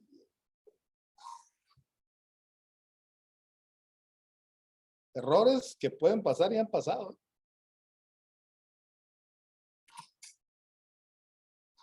Bueno, por ejemplo, de detenciones arbitrarias, pues tenemos muchas. Por eso les digo que finalmente la historia de nuestro país, pues, ha caído en consecuencia a tener que cambiar su sistema de justicia precisamente por esas cuestiones. Que había casos como estos ejemplos que pongo para investigar a una persona. Fíjense, se detenía una persona para investigarla nada más. Se usaba. A lo mejor hay gente muy joven aquí que no le tocó ver eso, pero se hacía. Para decir que se resolvió rápidamente un delito cometido por alguien más. ¿Cuántas veces no ocurrían esas cosas? Y quién sabe si ocurran, es lo peor. Por motivos políticos, pues todavía hay campañas de personas buscando a políticos desaparecidos. Pago de terceras personas para detener a alguien. Son ejemplos medio feos, pero son reales. Son cosas que han ocurrido en nuestro país. Para extorsión a las personas detenidas, o sea, prácticamente un secuestro. ¿De dónde saqué esto? Bueno, de detenciones arbitrarias por la Policía de México. Amnistía Internacional en el 2017 hizo ese estudio. Bueno, ya después de que nosotros cumplimos y hemos estado cumpliendo prácticamente con todo uno de los pasos de nuestro checklist, ya vimos que sí, tuvimos ante la presencia de un delito, cumplimos con los principales elementos de la flagrancia o supimos cómo manejar esas combinaciones del delito del 146 y nuestra flagrancia la acomodamos con ciertas partes de ese artículo. Y después de que ya vimos que efectivamente se cumplieron con todos esos requisitos del 146 y le leímos su cartilla de derechos a la persona detenida y cumplimos con sus medidas de seguridad para el traslado, pues ahora sigue esto precisamente, llevarlo ante la autoridad investigadora y el juez de control que les menciono o que les mencioné en un inicio. ¿Qué se hace? Bueno, el traslado. Se solicita el mismo traslado. Les digo, esto se puede bajar a una lista que ustedes precisamente pueden tener. Y ir palomeando lo que ya van haciendo. Para el traslado, yo recuerdo, como la licenciada por ahí comentó, me tocó estar al frente del Centro de Reinserción Social aquí de San José del Cabo. En ese tiempo, pues era el tiempo precisamente que les comento de violencia en el estado, ¿no? Y pues cada traslado era muy difícil de planearlo, era difícil de planearlo. Tan era difícil pues que acudían todas las autoridades. Marina, Sedena, Policía Estatal, los mismos de la Policía Municipal y pues lógicamente los del Centro Penitenciario. Pues para ese traslado había que tener un procedimiento sistemático de operación. Ahí mi capitán Carrión debe saber muy bien lo que es esos procedimientos, porque en el ejército se utilizan mucho esos procedimientos. Y hasta eso se tiene que pensar al hacer nuestro traslado de persona detenida. ¿Qué puede suceder ante el traslado de esa persona detenida? ¿Y qué tenemos que tener presente en ese momento para el traslado de esa persona detenida? En un curso que tomé yo, hasta entendí yo que a veces hay que exagerar, jóvenes, hay que exagerar. Recuerdo que nos decían, a ver, planeen ustedes un traslado de persona detenida, de persona privada de la libertad, del Cerezo de Veracruz al de Jalapa, por ejemplo, al de Perote. Y ya, pues todos alucinando que ya teníamos nuestro procedimiento sistemático de operación. Y dice el encargado, ¿ubicaron dónde hay hospitales cercanos? ¿Ubicaron comandancias cercanas de policía que pudieran auxiliar? Nada de eso. Todas esas son cuestiones que a veces no vemos porque queremos ver aquí en cortito nada más. Y finalmente eso nos complica las cosas en muchas ocasiones. Porque precisamente aquí una de las vertientes de esta pequeña mapita que les enseño, dice que a lo mejor el detenido necesita una revisión médica.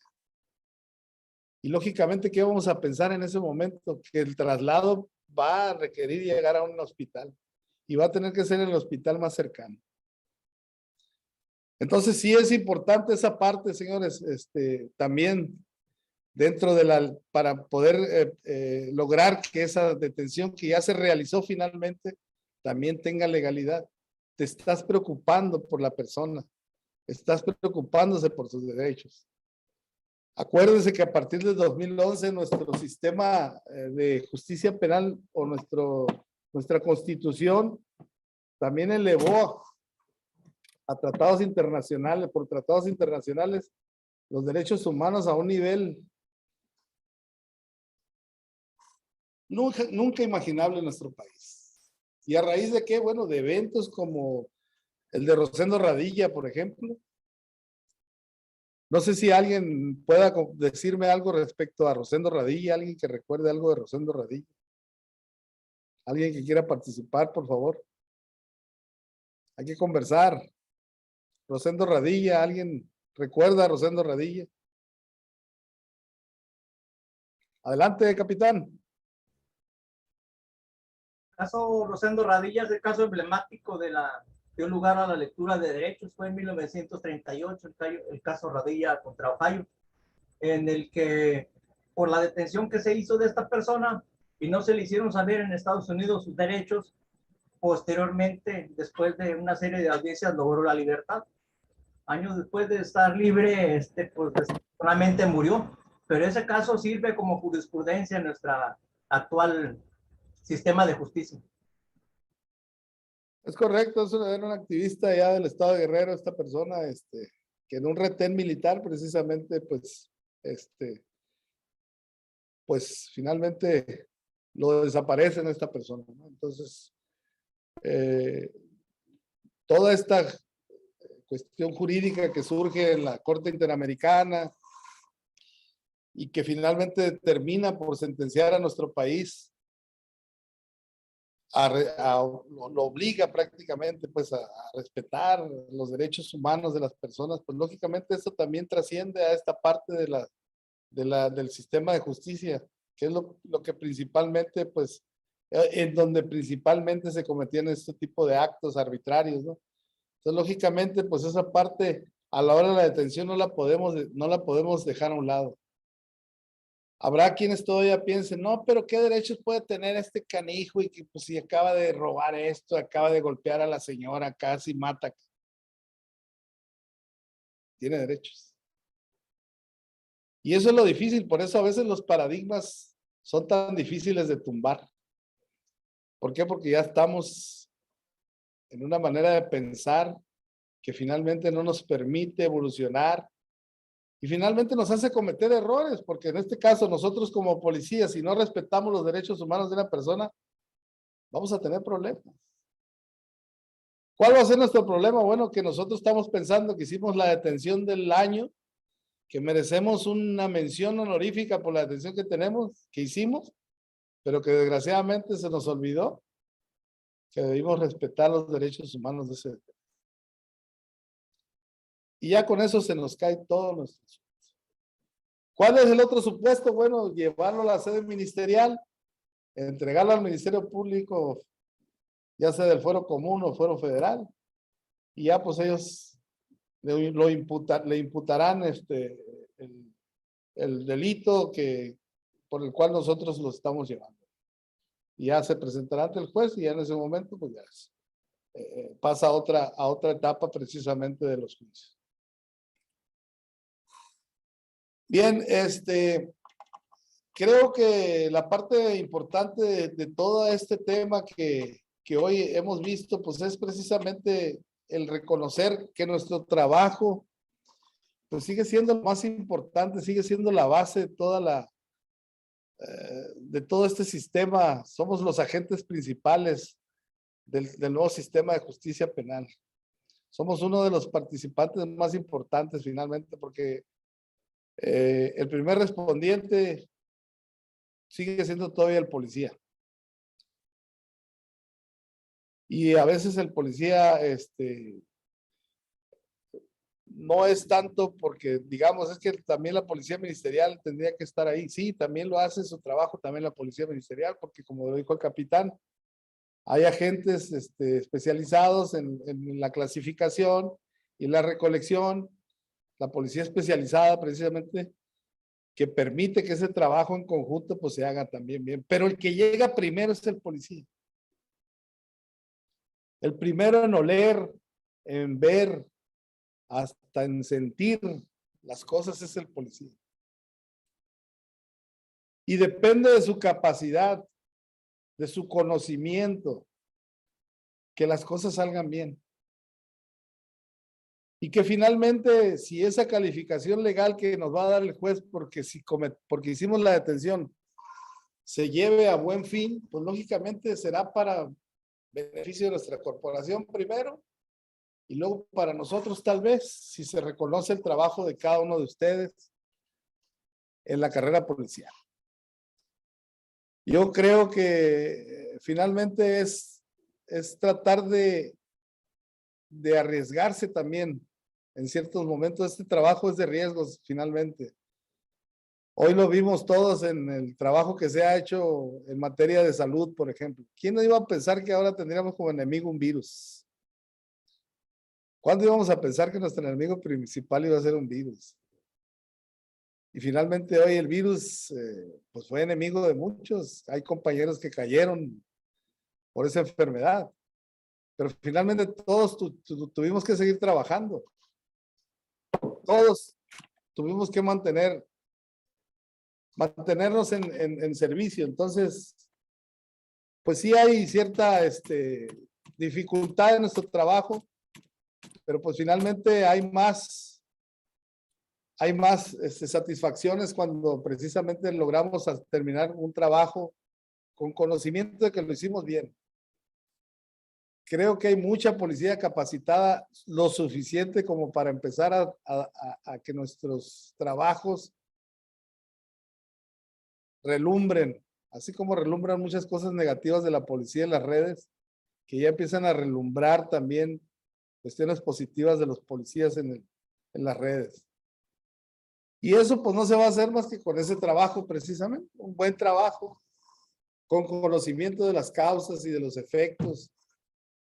Les digo, no un conocimiento científico tal vez, pero sí un conocimiento pleno de lo que en este caso maneja la flagrancia a favor de nosotros. Hay que estudiar.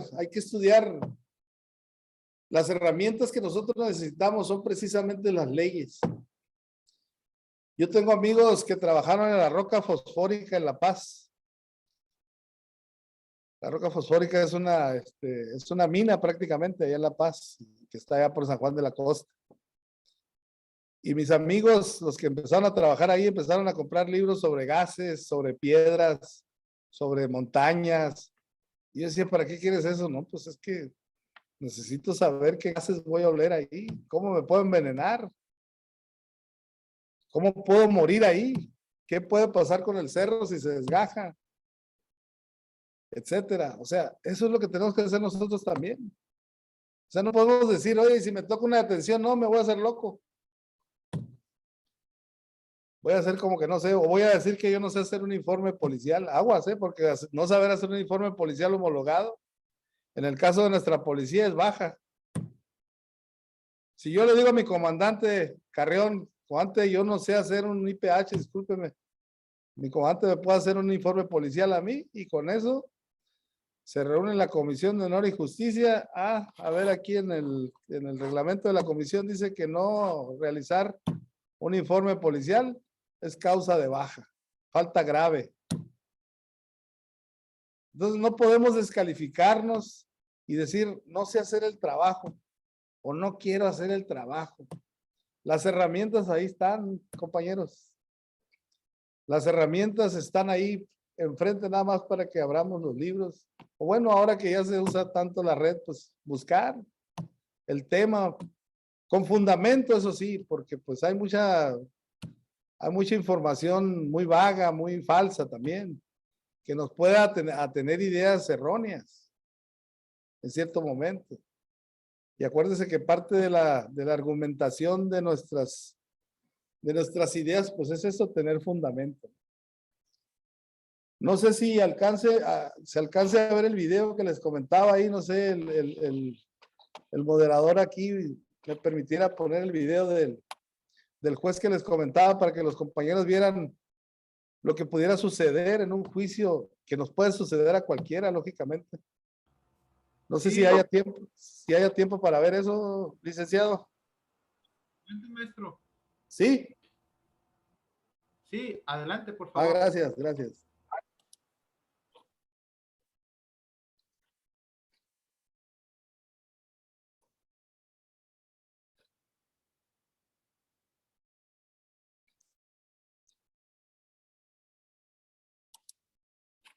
Bueno, aquí vamos a ver un caso también de cómo se leen los derechos a un detenido. Yo creo que ya les ha tocado, ¿verdad?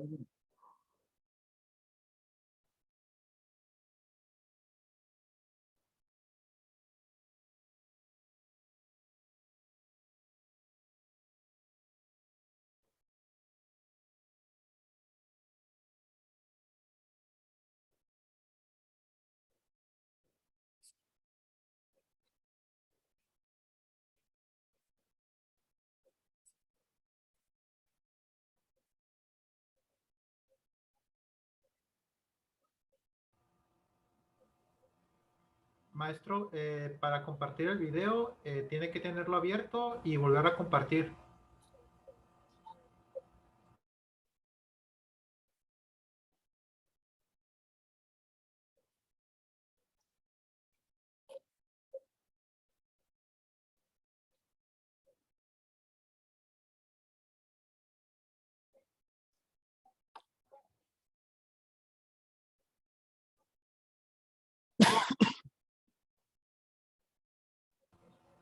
Maestro. Maestro, ¿me escucha?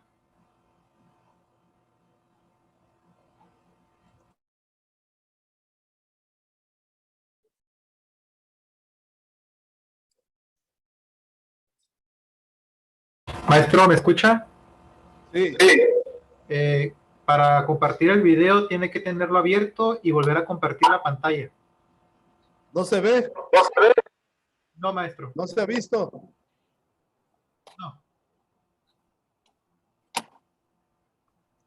Entonces no se ha visto el video. Si tiene abierto, no, si tiene abierto el video, vuelva a compartir otra pantalla y seleccione el video.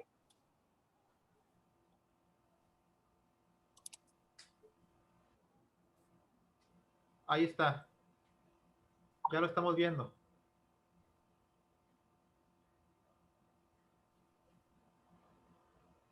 Estamos viendo, pero no lo podemos escuchar.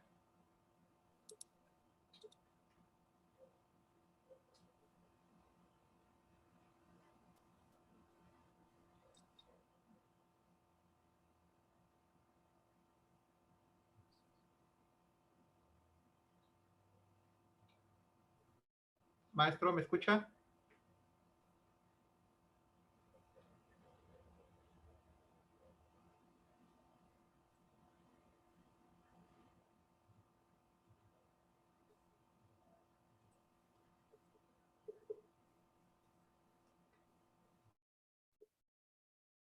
Maestro, podemos ver el video, pero no lo podemos escuchar. No se escucha. Así es, estamos viendo el video, pero no lo podemos escuchar. Ah, caray.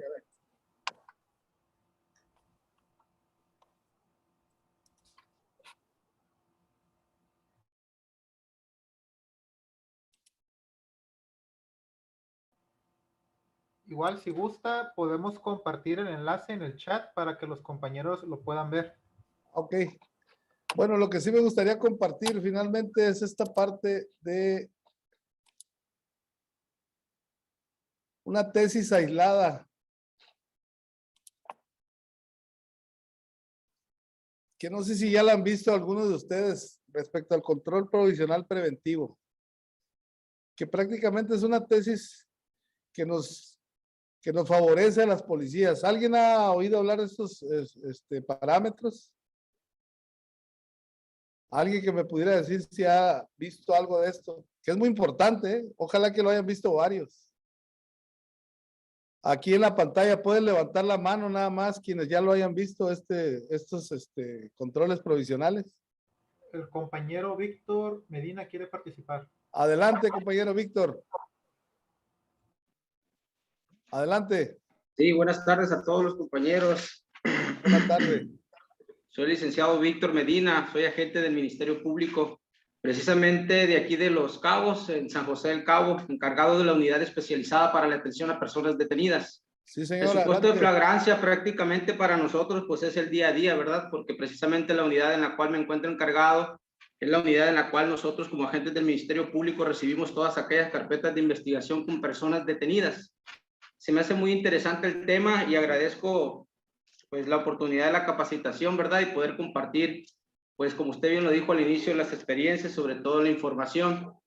Sí, efectivamente, esta tesis nos habla precisamente de las facultades o los actos que el agente o el policía puede realizar previamente a la detención, es decir, cuáles son aquellos actos preventivos que llevan a cabo o que se tienen que ir a un seguimiento para una legal detención. Precisamente como su título lo dice, es control provisional preventivo. Preventivo primeramente, ¿por qué? Porque primeros actos con los cuales yo como policía tendré que verificar si efectivamente me encuentro primeramente con un hecho con apariencia de delito y posteriormente qué actos son los que voy a realizar para llegar a esa detención. Es decir, primeramente identificarme, por qué motivo para la persona, cómo fue la identificación, qué acto realizó el sujeto para que provisionalmente yo realizara esa detención provisional preventiva, porque una cosa es la detención provisional preventiva y otra muy distinta a la detención formal de flagrancia. Y eso es uno de los debates que seguidamente nos enfrentamos, no solamente en la puesta a disposición, sino incluso, como usted lo comentaba, con el propio juez de control. ¿Por qué? Porque es el que verifica que efectivamente esos actos que realizó el elemento policial fueron acordes hasta la finalidad de la detención. Hace un momento, anteriormente, dentro de su exposición nos hablaba, precisamente dentro de los supuestos de flagrancia, y aquí tengo unas anotaciones que nos hablaba respecto de la búsqueda y localización. Sí, y precisamente, aparte en el párrafo último del artículo 146 del Código Nacional de Procedimientos Penales, nos establece precisamente que esa búsqueda y localización, y tal vez faltó agregar un poquito ahí, si no me equivoco, debe de ser ininterrumpida. Es decir, esa búsqueda y localización no se debe de interrumpir, y precisamente aquí entra a colación con esta tesis de control preventivo, porque precisamente son aquellos actos que se realizan por el policía desde el momento de la búsqueda hasta el momento de la detención. Es decir, tuve conocimiento del hecho a las 10 de la mañana y la detención la realicé a la 1 de la tarde. Transcurrieron 10, 11, 12, 1, 3 horas. Entonces, ¿qué actos de búsqueda realicé? Que es la búsqueda para llegar a la localización, ¿sí? Esa es una. Y la inmediatez parte de que efectivamente desde el momento en que yo detengo, inmediatamente lo pongo a disposición no solamente del Ministerio Público, sino que mi actuación también como policía sea inmediata, que no fui primeramente al cuartel y que cambié de turno, me pasaron mi informe de cómo estaba la lista, firmé la lista, luego salí a la calle, compré un jugo, un refresco y después me avisaron que estaban buscando una persona y sin estarlo buscando lo encuentro en un estacionamiento. Entonces ese agente no estaba realizando actos de búsqueda. ¿Por qué lo comparto esto? Porque como usted comentaba hace un momento, es en la práctica, sucede mucho. Entonces esos son hechos prácticos que deben de tenerse en cuenta los elementos policiales al momento de realizar la detención, si se encuentran en ese supuesto de flagrancia y acorde con cada uno de los supuestos. Algo que también quisiera compartir y creo que es importante, que los supuestos de flagrancia no los califican los elementos de la policía, ¿eh? Es muy importante tener en cuenta el policía esta parte. Los supuestos de flagrancia, quien califica el supuesto de flagrancia y los delitos es el Ministerio Público. Es decir, el policía únicamente al momento de tener un hecho con apariencia de delito debe abocarse que efectivamente ese acto hecho se pueda encuadrar en algún delito y que la detención se pueda ajustar en algún supuesto de flagrancia, ¿verdad? También es así que lo pone el Ministerio Público y el Ministerio Público se encarga de determinar si esa detención es legal o ilegal o si se encuentra o no se advierte dentro de presencia de un hecho delictivo o no. Porque incluso puede haber flagrancia y no puede haber delito, que es otra cosa también importante conocer. Es decir, la detención policial puede ser legal, pero no quiere decir que por existir una detención legal puede existir un delito. Pongo un ejemplo rápido para ello. Por ejemplo, aquí en Baja California Sur se acaba de reformar el Código Penal en el supuesto de delitos de robo equiparado de vehículo de motor, y ese delito es que una persona tenga en su poder o traslade un vehículo con reporte de robo. Entonces, el policía hace un chequeo de la serie del vehículo y efectivamente tiene reporte de robo. Entonces, el policía detiene porque se encuentra en presencia aparente de un hecho con apariencia de delito y que la persona que lo está conduciendo probablemente es la persona que lo está cometiendo, porque el tipo penal únicamente exige que lo tenga en su poder, lo traslade, ¿sí? O se encuentra en su posesión dicho vehículo con reporte de robo. Tiene reporte de robo y hay una persona que lo conduce, lo traslada. Se pone a disposición del Ministerio Público, calificó de legal la detención, pero al momento de solicitar información del vehículo, resulta que el vehículo no se dio de baja el reporte de robo. Es decir, el reporte de robo por un error administrativo nunca se dio de baja el reporte y no quiere decir que la persona esté trasladando un vehículo con reporte de robo. Por dar un ejemplo nada más, ¿no? Califico de legal la detención y decreto inmediata libertad porque no encuentro dentro de ningún supuesto de hecho delictivo, aquí entrando a lo que es el delito. Y también importante advertir que dentro del supuesto de flagrancia el Código Nacional de Procedimientos Penales nos lo marca como delito, y creo que también ahí es donde entramos a la controversia, ¿no? Que decimos, el código dice que tienes que estar en presencia de un delito. Sin embargo, dentro del propio la procedimental penal nos establece que tenemos que estar en un hecho con apariencia de delito, efectivamente. ¿Por qué precisamente? Porque a lo mejor para el policía, al momento de detener, dice, te detengo por el delito de robo, ¿no? El policía para mí es robo, pero cuando llega ante el Ministerio Público, pues uno califica el delito y dice, no era robo, tu detención era por robo equiparado, dependiendo de las circunstancias o calificativas del tipo penal. Precisamente, quien se encarga de la calificación de las detenciones es el Ministerio Público y los supuestos de flagrancia, ¿verdad? Una parte importante que también creo que es interesante es no olvidar lo que es la coordinación, porque yo creo que eso en la práctica y cualquiera de los compañeros oficiales, incluso ministerios públicos se encuentran presentes, no podemos pasar desapercibido la coordinación que debe existir en todo momento, tanto del Ministerio Público como los agentes de la policía. ¿Por qué digo esto? Porque incluso usted nos compartía hace un momento experiencias en las cuales desgraciadamente no existe esa coordinación. El policía se encuentra en presencia de un hecho delictivo y al momento de querer solicitar al Ministerio Público puesta a disposición, en vez de recibir un apoyo, recibe un regaño o recibe una negativa de cómo lo que estás haciendo mal, cuando debería ser todo lo contrario, ¿no? Buscar las alternativas de justificación, no de justificación, más bien sería la orientación jurídica para que el elemento policial tenga la certeza jurídica que su acto está siendo acorde a derecho, ¿verdad? Es decir, yo confío que estoy haciendo una legal detención. Al final de cuentas, el que va a determinar si pone a disposición o no una persona, pues es el policía. Nosotros como Ministerio Público no podemos ordenar a un oficial de detener en flagrancia. En caso urgente sí, pero en flagrancia no. Es única y exclusivamente la determinación o facultad del policía o primer respondiente que se encuentra en presencia de ese hecho. Tan es así que la propia Constitución, el 16 constitucional, y así lo hizo ver el profesor hace un momento, precisamente nos establece que la detención la puede realizar cualquier persona, no solamente un elemento de la policía, sino cualquier persona, con mayor razón, un elemento de la policía. Por lo tanto, esa detención debe de estar entrañada con el hecho aparente del delito y que cualquier persona lo puede realizar. Y entonces existe la detención particular y la detención policial, que el propio código lo marca, y creo que eso ya lo conocemos. También nos casamos mucho con la flagrancia. Los compañeros también creo que les ha tocado que los jefes o los altos mandos te les dicen, tienes que detener y ponerlo a disposición ante el Ministerio Público, porque es un delito delicado, porque se nos va a calentar el cuadro. Hay que ser realistas, en la práctica sucede mucho, ¿no? A veces no hay flagrancia, pero los altos mandos les dicen, tienes que detener. Entonces, ¿qué haces como policía? ¿Le hago caso al jefe o me hago caso a que tengo una supuesta detención? Y ahí es donde hay una línea muy delgada. ¿Por qué? Porque muchas veces la detención la realizan porque los jefes les dan instrucciones y entonces, como el profesor hace un momento lo comentaba, pues podemos incurrir en responsabilidades o omisiones. ¿Por qué? Porque a lo mejor en el momento no se descubren, pero posiblemente con posterioridad sí se corre ese riesgo porque estamos faltando a la lealtad, ¿sí? A la buena fe, y el profesor nos comentaba un principio general que es el dolo. Si estás actuando para poder justificar una detención, ahí entramos a la responsabilidad, ¿verdad? Pero contrario fuera a que la detención fuera legal, o yo cumplo con los elementos como policía objetivamente, es decir, para mí existe el supuesto de flagrancia, la justificación y la puesta a disposición, y si el Ministerio Público considera que no hay delito, pero yo cumplí con los elementos esenciales para la puesta a disposición, que ya los tocó el profesor cada uno de ellos, ¿cuál problema o responsabilidad podría tener el elemento policial? Absolutamente ninguno, ¿no? Al final de cuentas cumplo con la puesta a disposición y el Ministerio Público es el que se va a encargar si hay flagrancia o no hay flagrancia, si hay delito o no hay delito. Pero yo cumplí con mi obligación policial, ¿verdad? También una parte importante que en la práctica sucede, quisiera compartirlo ya sin mayor preámbulo porque voy a agarrar hablando prácticamente todo, ¿no? Pero sí va a hablar respecto del corazón de una detención para mí, y es algo que compartirá de criterio personal. El corazón de cualquier detención jurídicamente, ya sea para Ministerio Público, policía, incluso ante un juez de control, es la narrativa de la detención o puesta a disposición dentro del informe policial homologado.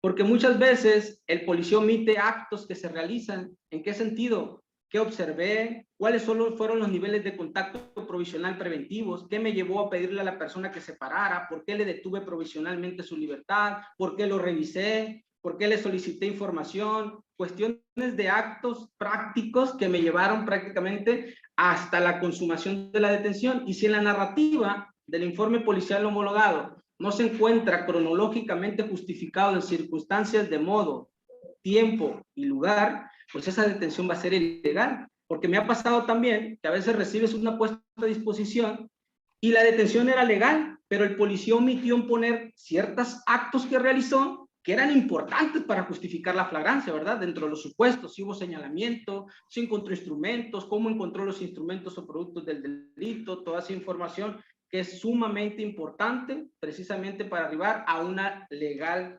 detención.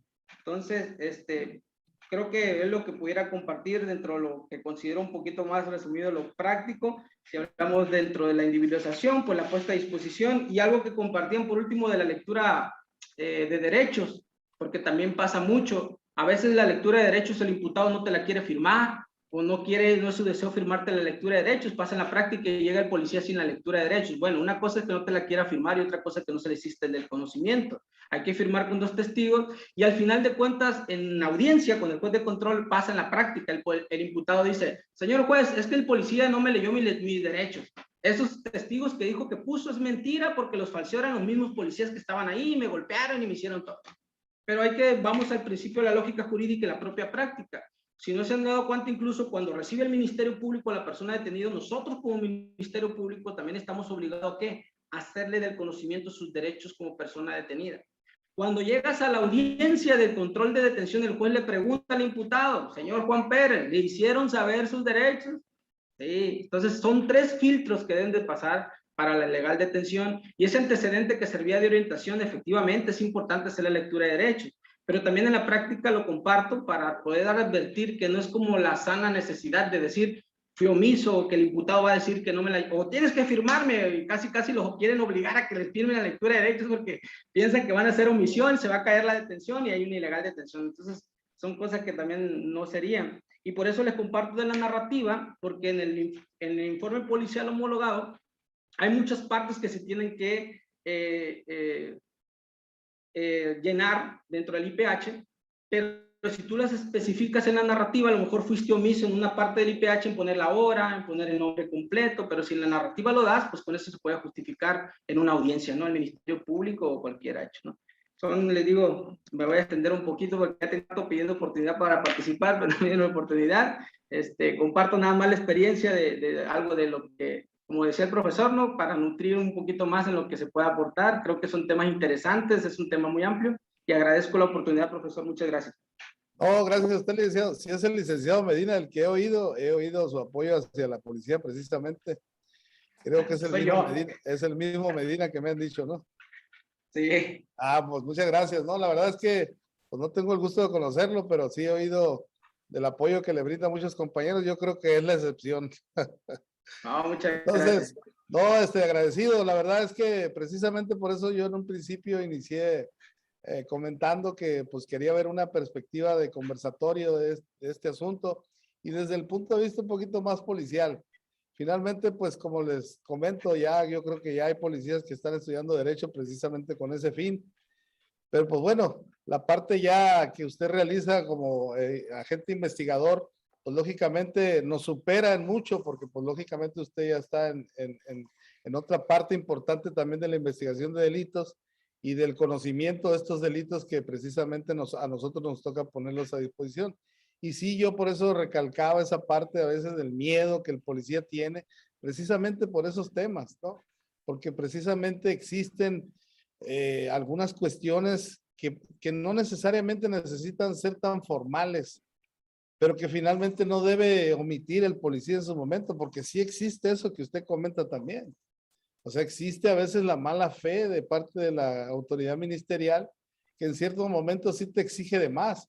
Entonces, ¿qué pasa? Te empieza a convertir en una persona paniqueada, ¿no? Es que el otro día me dijeron esto, y es que el otro día también me pidió hasta que si el minuto, que si el segundo, que si el pedacito de tela, que si... Entonces, yo por eso en un principio sí quise ser puntual en esa parte, quería una perspectiva policial de qué es lo que nos ocurre en la vida real a nosotros, qué es lo que vemos en el diario actuar, qué es lo que pasa ante la presencia de delitos, cómo definir, como dice usted, cuando definitivamente hay un delito o no lo hay. Entonces, desde ahí existe a veces esa duda que tiene el policía al actuar, porque precisamente considera él que en ese momento pues las cosas no son tan fáciles, porque pues la misma situación que existe o que impera en los juzgados, en las partes a donde tiene que acudir, pues ven ese recelo al tener que actuar de una manera diferente o tener que actuar de una manera diferente. Entonces, pues qué importante lo que usted nos comenta. Qué bueno que ahí, pues como lo dije yo, a manera de conversación, varios compañeros aquí lo escucharon y queda muy presente, pues lógicamente esa parte de experiencia que usted tiene, que pues como le digo, le agradezco yo porque finalmente yo también he escuchado muy buenos comentarios acerca de usted aquí en la policía. Y pues eso es lo que quisiéramos escuchar siempre. Pero desgraciadamente pues sí existe también la otra parte, le comento. Entonces yo creo que si existiera un poquito más de comunicación como la que hoy, por ejemplo, tuvimos con usted o con un servidor, pues, lógicamente las cosas sí pueden cambiar de manera positiva para todos. De manera que el trabajo, lógicamente, se convierte en un trabajo profesional, que es lo que precisamente Constitucional busca en las policías, el nuevo sistema. Entonces, pues agradecido con todo. Yo creo que ya estamos en tiempo, ¿no, señor moderador? Sí. ¿Cómo andamos en el tiempo? Sí, maestro, estamos bien. Yo creo que ya casi nos pasa. Usted me dice entonces que... Usted me dice... Si gusta, maestro, pasamos a sus conclusiones ya finales y procedemos a cerrar con la capacitación con la compañera Erika Camacho. Ah, muy bien. Bueno, pues finalmente agradecido estoy con sus comentarios, agradecido estoy de la invitación que me hizo el licenciado y la licenciada Erika. De verdad que para mí es muy, pues me enriquece mucho más de lo que ustedes creen el compartir este tipo de cosas con otros compañeros. Como decía la licenciada Erika, le agradezco ahí, a partir del día de ayer, precisamente tuve a bien, fue el ser nombrado director de la carrera policial acá en Los Cabos. Hay mucho trabajo por hacer, precisamente en estas materias también.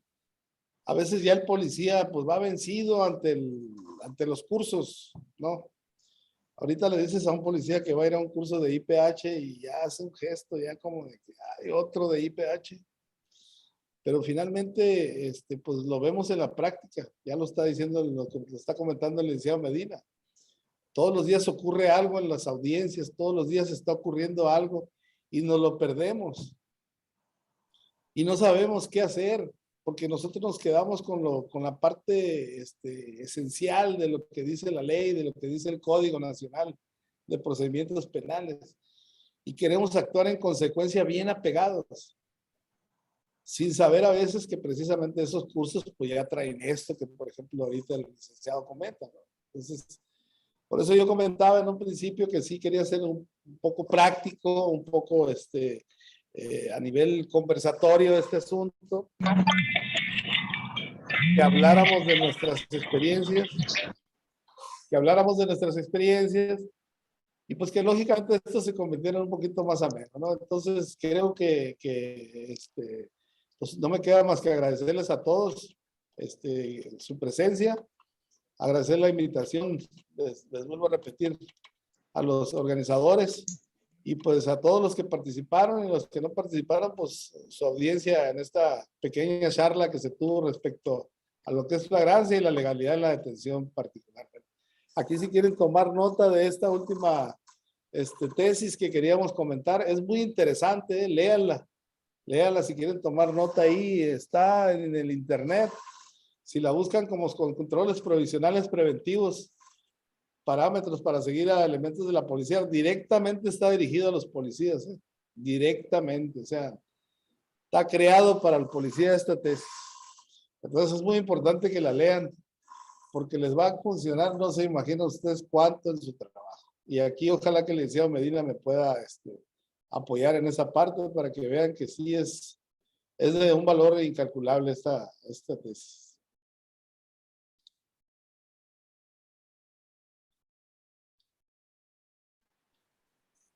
Muchas gracias.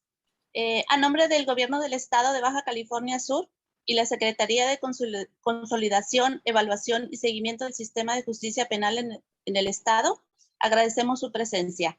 Quiero hacer un agradecimiento personal a mi titular, el licenciado Anselmo Mendoza. Quiero agradecerle por la oportunidad de continuar en esta coordinación.